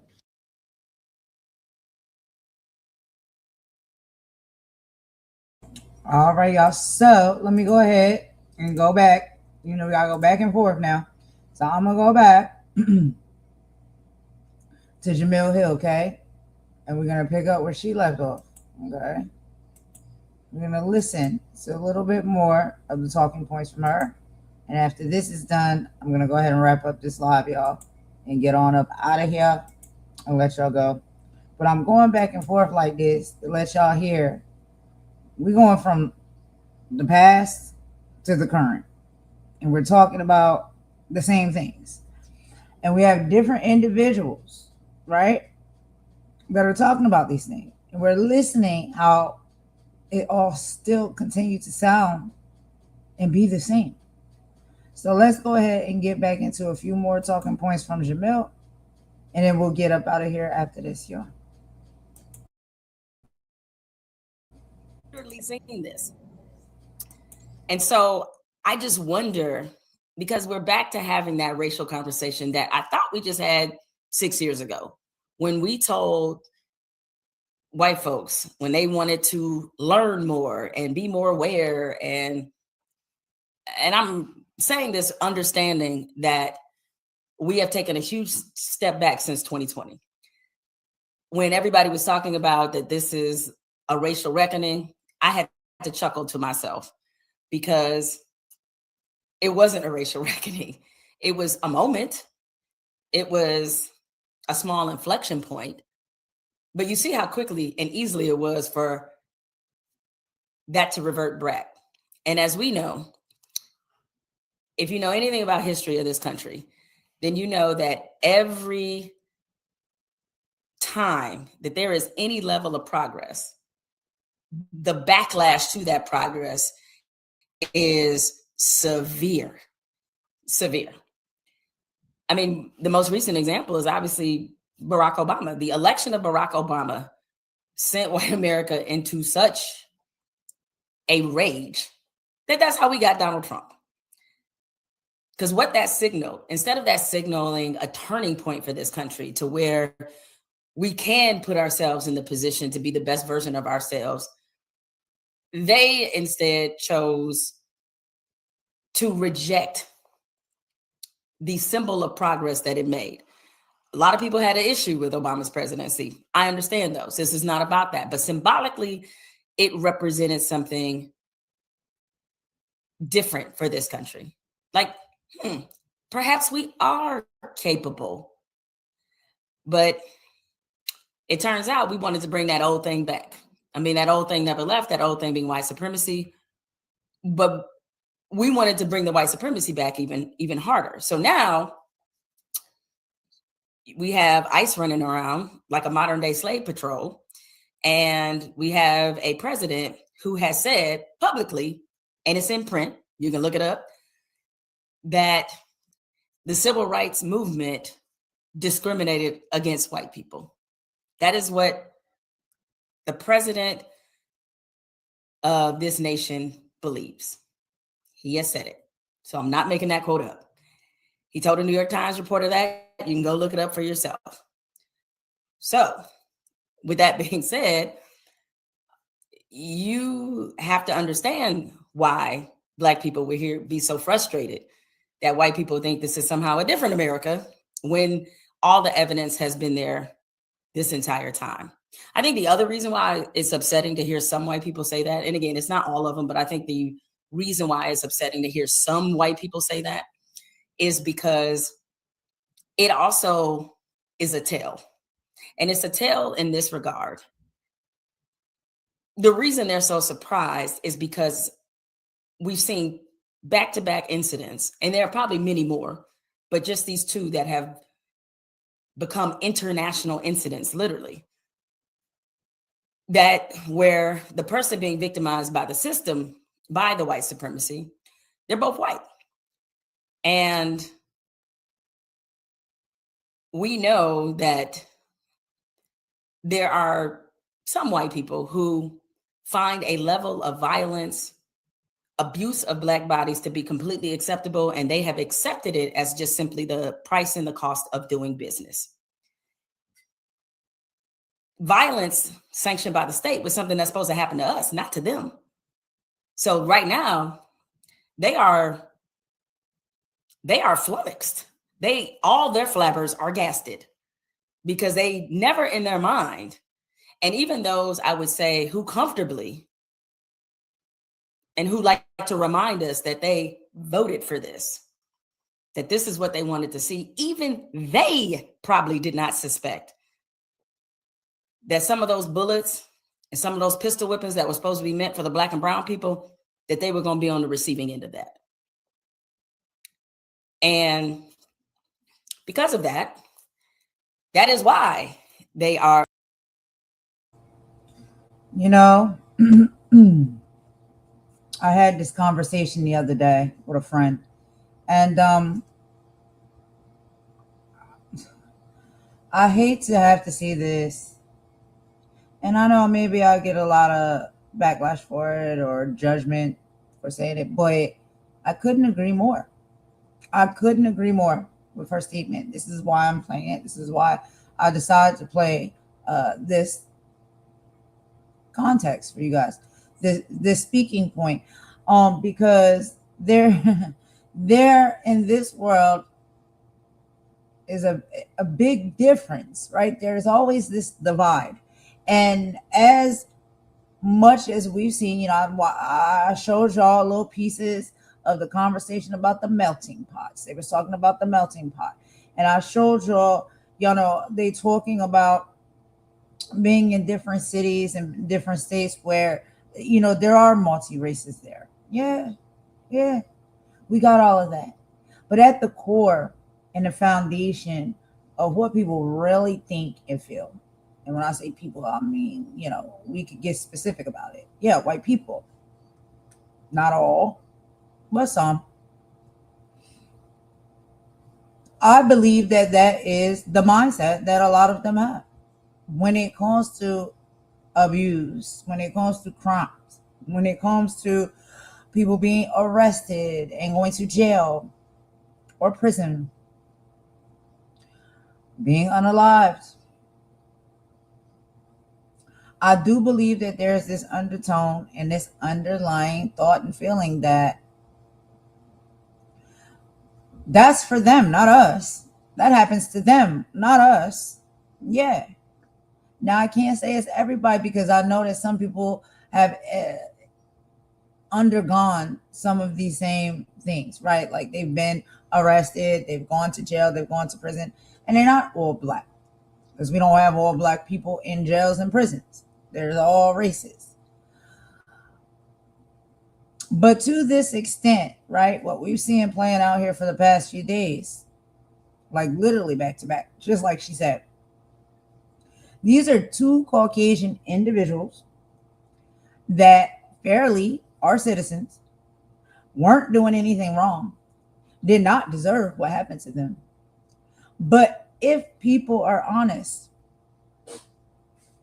in a low down sunken place somewhere within their mind and their soul and their spirit, the fear and the temperature just got turned up. Because like she said, at the hands of these type of attacks, of these type of things happening, always in the back of the mind is, it won't be us. It's not going to happen to us. It's not going to happen to our people or our race. These things and these experiences are separate. These are for Black and brown people. These are for people of other nationalities. Not us, though. It doesn't happen to us. The ones who haven't experienced it, haven't been through it, not down with the get down. You know what I'm saying? I'm not saying that all people feel that way, because it's not all. But there's a select few that we can put in a box, in a group, on a side. And I don't know how many, bodies that will make up, or what that count will be. But the count is high enough. It's high enough for us to realize that we still live in a country, and we still live in a world where people, how they move and how they think and they operate, is still very much stuck in the past. It's still very much stuck in hatred. It's still very much stuck in prejudice and racism. It's still very much stuck there. And some people desire and enjoy being in that place and space. And so, yeah, I could not agree more from what she's saying. There are a lot of people that right now, when I did a live, it was about a few days ago. And there was a black man that was also equally gunned down and murdered and abused at the hands of ICE officers. A lot of people don't even know that man's name. They don't even know that happened to him. And yes, I know I'm reporting on these ICE attacks, and I'm reporting on these ICE unalivings, and I don't care what race the person is, because it's not right. It's never right, no matter what the race. But the fact that we see still to this day, like, it doesn't get the same level of coverage. It doesn't get the same level of, oh my God, this is wrong, this shouldn't happen. Because when it comes to black and brown people, it's not really the sentiment that people feel of certain races. And even us as our own people in our own communities, we are desensitized to seeing each other gunned down and unalive. And sometimes, yes, it's at the hands of ourselves, and we do it to each other. We get that. We understand that. We got to deal with that. That's true. But there's just like this underlying tone that if it happens to a black or a brown person, there's no need to stop the presses. There's no need to get flabbergasted, like she just said, right? Because that's to be expected. That's what happens. That's life. That's it. These things happen to you based off of race. But innocent white people, these things are never supposed to happen to them, ever. And when they do, it gets publicized, it gets pushed through the media, it gets talked about, and people are now, I believe, walking maybe around in a state of anger, confusion, maybe fear. And what a lot of black people have been coming out and talking about and stating is that we would never want to see this happen to anyone. We don't like seeing it when it happens to our friends and our family or ourselves.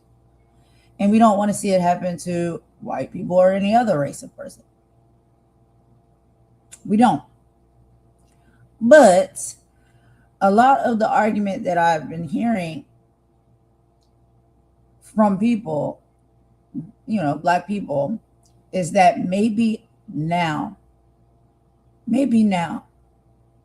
and I'm not saying this needs to happen. I'm not saying it should have ever happened, but maybe now that fear that you're equal game, you're fair game too, this could possibly happen to you too. I don't know. Not me, but some people, I do believe, feel like maybe now you get it. Maybe now you understand the fear that we have to walk around with our entire lives, from young to old, from rich to poor, doesn't matter. Your income or your tax bracket, your skin tone and what you look like, you can't change it. And when you go out in this world, it is who you are, it's what you look like, and that's just what it's going to be. And there are experiences and things that happen because of that said skin tone and appearance. That has been happening for a very long period of time. That continues to happen. And there is nothing we can do to change it. We can get straight A's in school. We can have no criminal record, not even a parking ticket. But just based off of what you look like, you may make it home for dinner and you may not. This is what we've been trying to say. This is what we've been trying to tell people for a very long period of time, for very many years. Our ancestors was trying to tell. We, in 2026, are trying to still tell that this is the way of the world.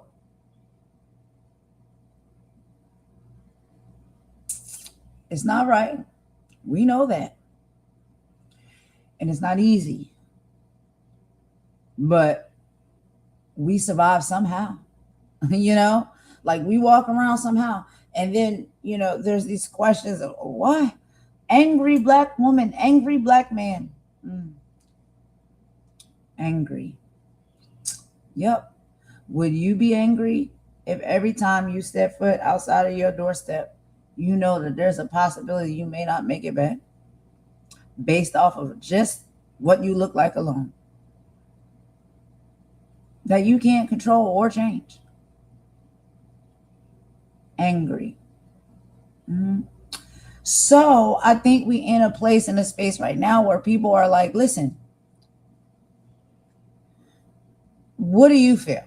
How do you feel? What do you think about this? You know what I mean? Like, and we want to know, like, is it just selective outrage because it's just people of your race or your nationality? Or is it you feel a type of way because you see now that this is inhumane for people to be treated like this, to end up with these type of fatalities, to walk out of their home, even with their children, and be fearful and scared and not know if any of them is going to make it back home alive that day. Based off of what? Now, I guess the people may be confused because it may not just be necessarily what you look like anymore, because now that rhetoric is out, right? That rhetoric is out. People are all over the place, and I get it. I do. Because we have been conditioned to believe and think and move and operate in one way and one way only. Black and brown people, one way. White people and maybe even some other races a different way. Or nationalities or whatever you want to call it. Because we all are the human race. Now we have to question everything that we've ever been taught or we've ever been told to believe and abide by. And the shifting and the changing, it's probably harder for others more than some, right? Like for some more than others. I'm sorry, I said that backwards. For some more than others. Because you believed in this safety net for so long. And now we're seeing things that's just like this. Now y'all, or some, not the ones, you know, but now y'all seeing that, or you feeling like, oh my God, we're living in the twilight zone. This is abnormal. This doesn't happen. This is not supposed to happen to us. This is not meant for us. This wasn't put in place for us. And to have to swallow that and accept that and watch it. I don't know how it makes some people feel. I don't know. I can't be sure. As a human, with the heart that I have, me watching these things, regardless what skin tone, what nationality or race, well, like I said, human race, it breaks my heart. We should never have to watch these things on live feeds, on the news. We should never have to get these type of reports that this is what's happening to people. It should never be okay. We should never be desensitized to it. We should never be comfortable with it. But there are others that are, and that is the problem. They are comfortable with this type of behavior, this type of treatment, just as long as it's not them and it's not people who also look like them. And that is the hard truth and conversations that we have to have when it comes to all of this. And I know that people don't want to have these conversations. I know they shy away and they're scared to talk about it. They run away. They don't want to listen to it. They don't want to admit it. It's time to start admitting it. It's time to start looking in the mirror and really understanding, if you haven't gotten there yet. Because I think some people have gotten there. I think some people have gotten there. Many of people have gotten there. That's why we do see a lot of different experiences amongst humans here in this world, despite their skin or their race or their nationality, whatever. It's a lot of people that are equally as upset when they see a black person gunned down and murdered in the streets as a white person. They're very upset about that. It hurts them. They cry because they care, they give a damn. But there's still, I think, a pretty decent percentage of people that don't. And I don't know. I don't know if this is the turning point. I don't know if this is it right here for them to wake up and smell the coffee beans. I can't be sure. But I do understand when there are black people and they're seeing these things. It's not that they wish it on anyone, and it's not that they celebrate it or they're, jumping for joy because it happened. But they still are questioning. They are questioning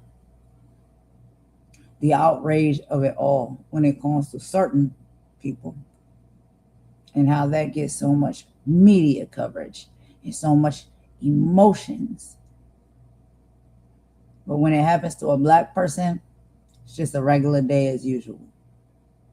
That is what I think is the major problem in all of this when it comes to the divide that we know we still have in this country. But what is the deeper major problem is that it's happening, period. Despite the race, despite the skin tone, despite the nationality. It should never happen to anybody.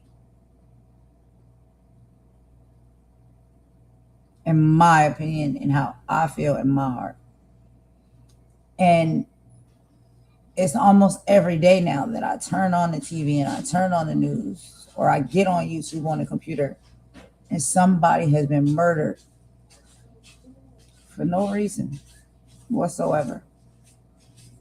That's a problem for me. Anyway, let her talk a little bit longer and then we'll get up out of here, y'all. Openly saying how surprised and shocked and terrified and disappointed they are. And meanwhile, black people, as Teyana Taylor and Tina Thompson did in the SNL skit, are like, we all got our gospel mms. Because we know what this country is capable of.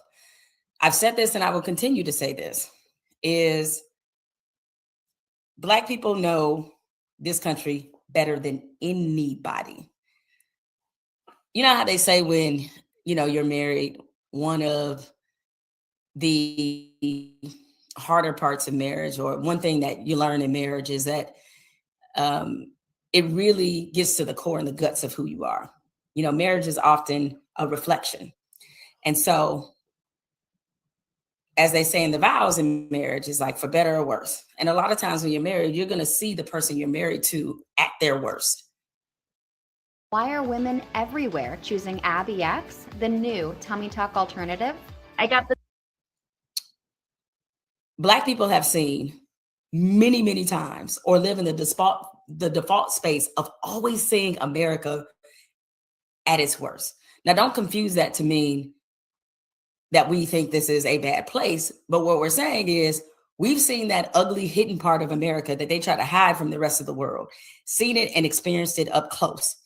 And because of that, we know this country better than anybody else because we know the lengths, we know the degree in which this country will go to preserve white supremacy, to preserve the hierarchy of race that they created to justify the dehumanization of us and of other people that are here, that are not white.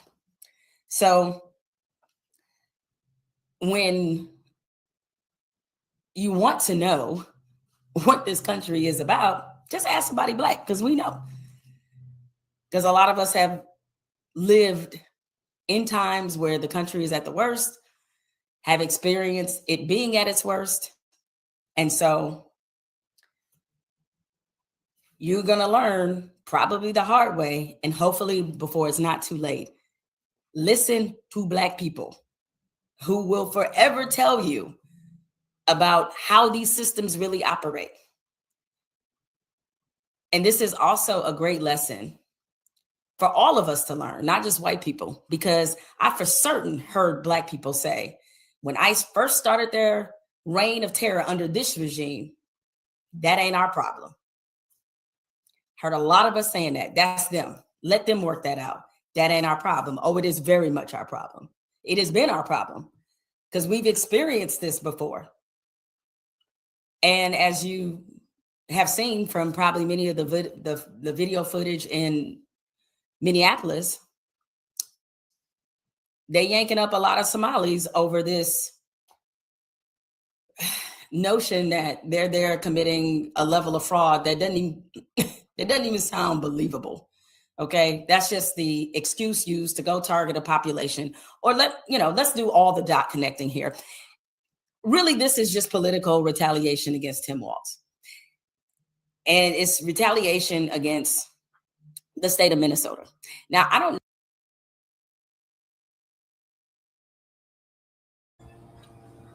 All right, y'all. So I am going to go ahead and end this live here. If y'all want to check out the full entire videos of some of the stuff that I played tonight on this live, I will put the links in the description box for you so you can watch it all the way through.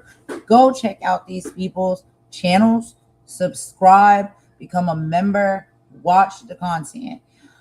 I like to play content on my channel here of some like really good people. Like I like to play content from channels that I think are excellent, from speakers that I think are excellent. They're talking about the things that we need to be talking about. They're fighting the good fight, all of that type of stuff. Okay. So I will have those links in the description for y'all if you want to check it out. But let me go ahead and, end it with a bop per usual. I thank you if you listen, whether you're in the bush, you came in or not, doesn't matter, or you want to listen on the replay. I hope you really fully understand what it is I was trying to get across tonight, right, with this conversation. Number one, rest in peace to Alex Pretti. I think that's how you say his last name. Rest in peace to Renee Good. And rest in peace to each and every other person who is now no longer with us for unnecessary reasons, just being taken down by ICE, right? Unjustifiable. Exactly. So, or, in the world and life, we got people that are sick. We got people, that are going through a lot of things. So if there is anybody out there that's suffering from a loss and they have lost someone, rest in peace to these people that we're losing left and right. It just seems like it's happening so frequently, and there's there's just like a mass uptick of losses. So rest in peace, everyone. But y'all, thank you for listening into the live. Let me go ahead and get up out of here before my son start cutting up, child. He got to go to bed. I'm gonna end it with a bop per usual, and I will be back tomorrow, y'all, with another live. It's always something going on within this government and the political sector, and I'm gonna keep y'all updated on some of these things. So Thank y'all very much. God bless everybody. Stay safe, stay smart. And we're going to make it through this, y'all. We're going to be okay. So keep hope alive. All right, y'all. That's all I got. I'm out. Thank you so much for joining. Bye.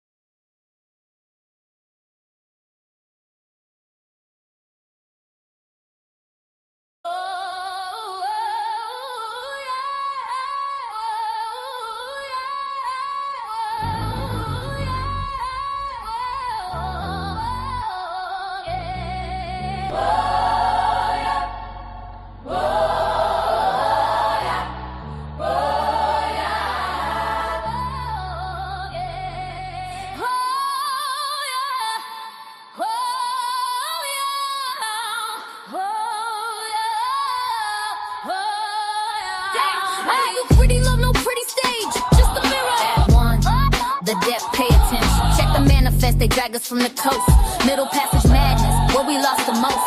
Packed in hoes like cargo, spirits in a cage.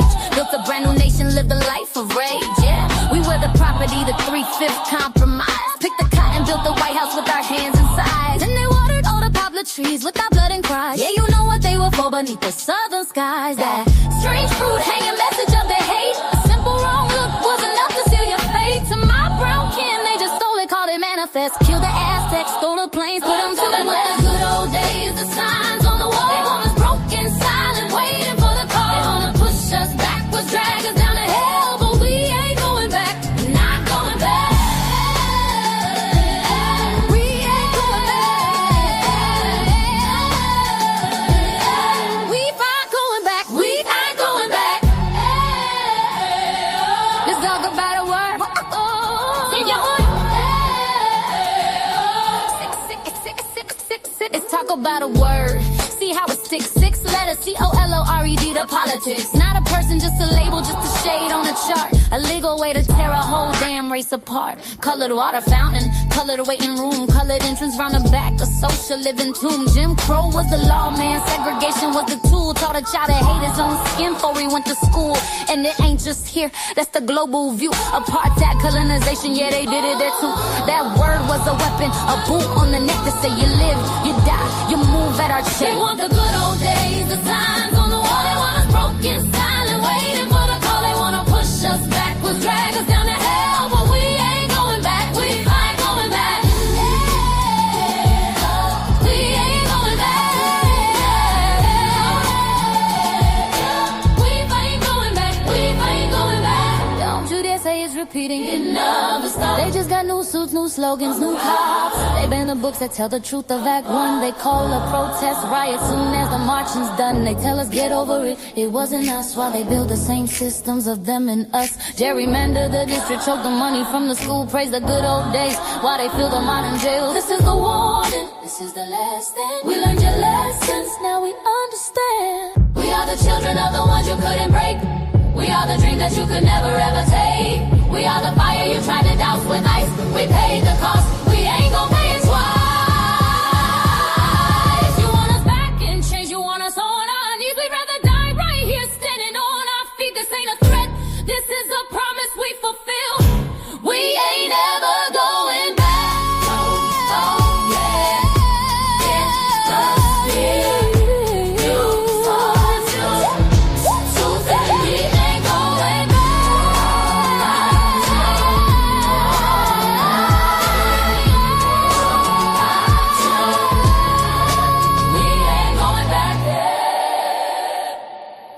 We'll fight you tooth and nail.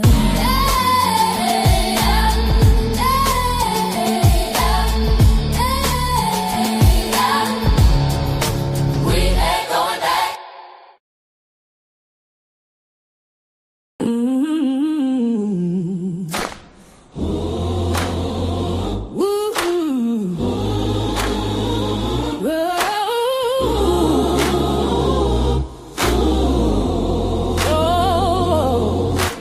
Lift every voice and sing till earth and heaven ring. Ring with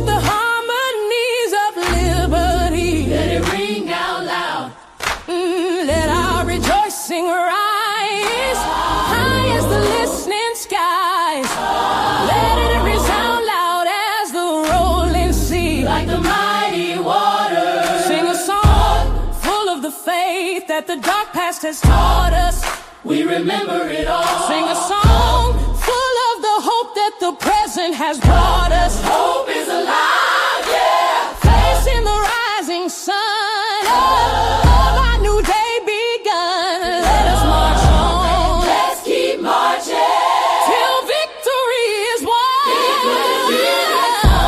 Stony the road we trod. Bitter the casting rock. But we're still here.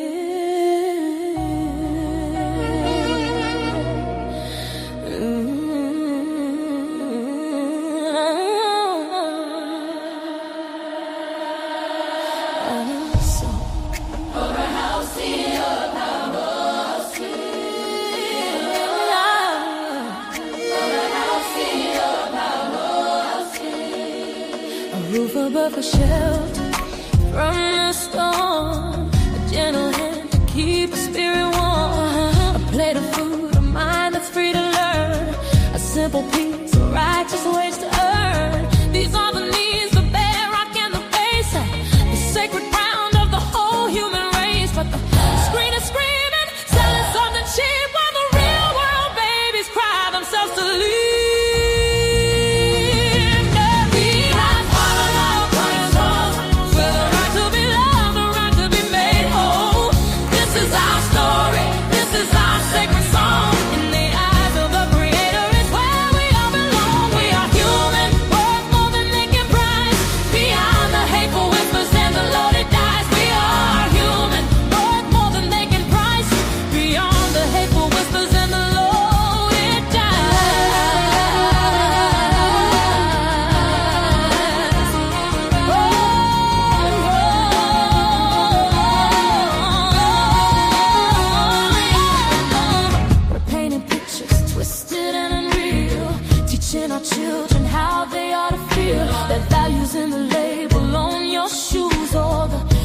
Life you desperately choose. They magnify the hate, they celebrate the greedy, and plant a poison, a suffocating weed. We gotta reach our children, pull them from the glow and show them the beauty that the media don't know. Yeah.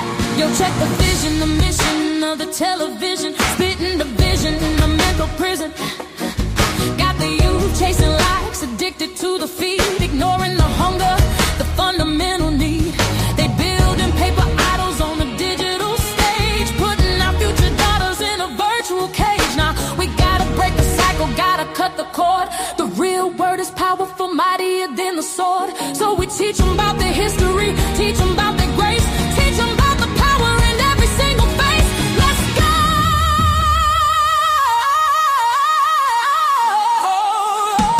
We are you.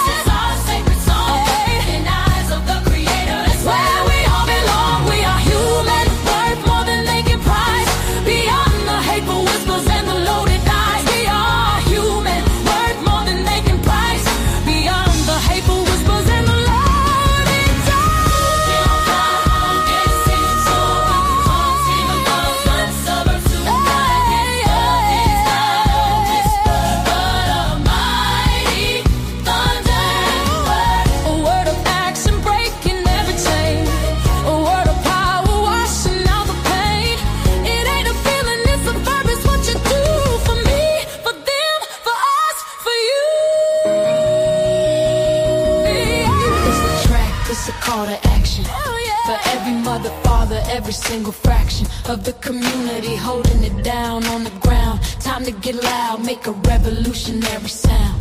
Look your child in the eye, tell them that they matter. Tell them their spirit's something that no lie can shatter. Tell them knowledge is the weapon, love is the shield, and the truth is the harvest we're gonna grow in this field. Yeah.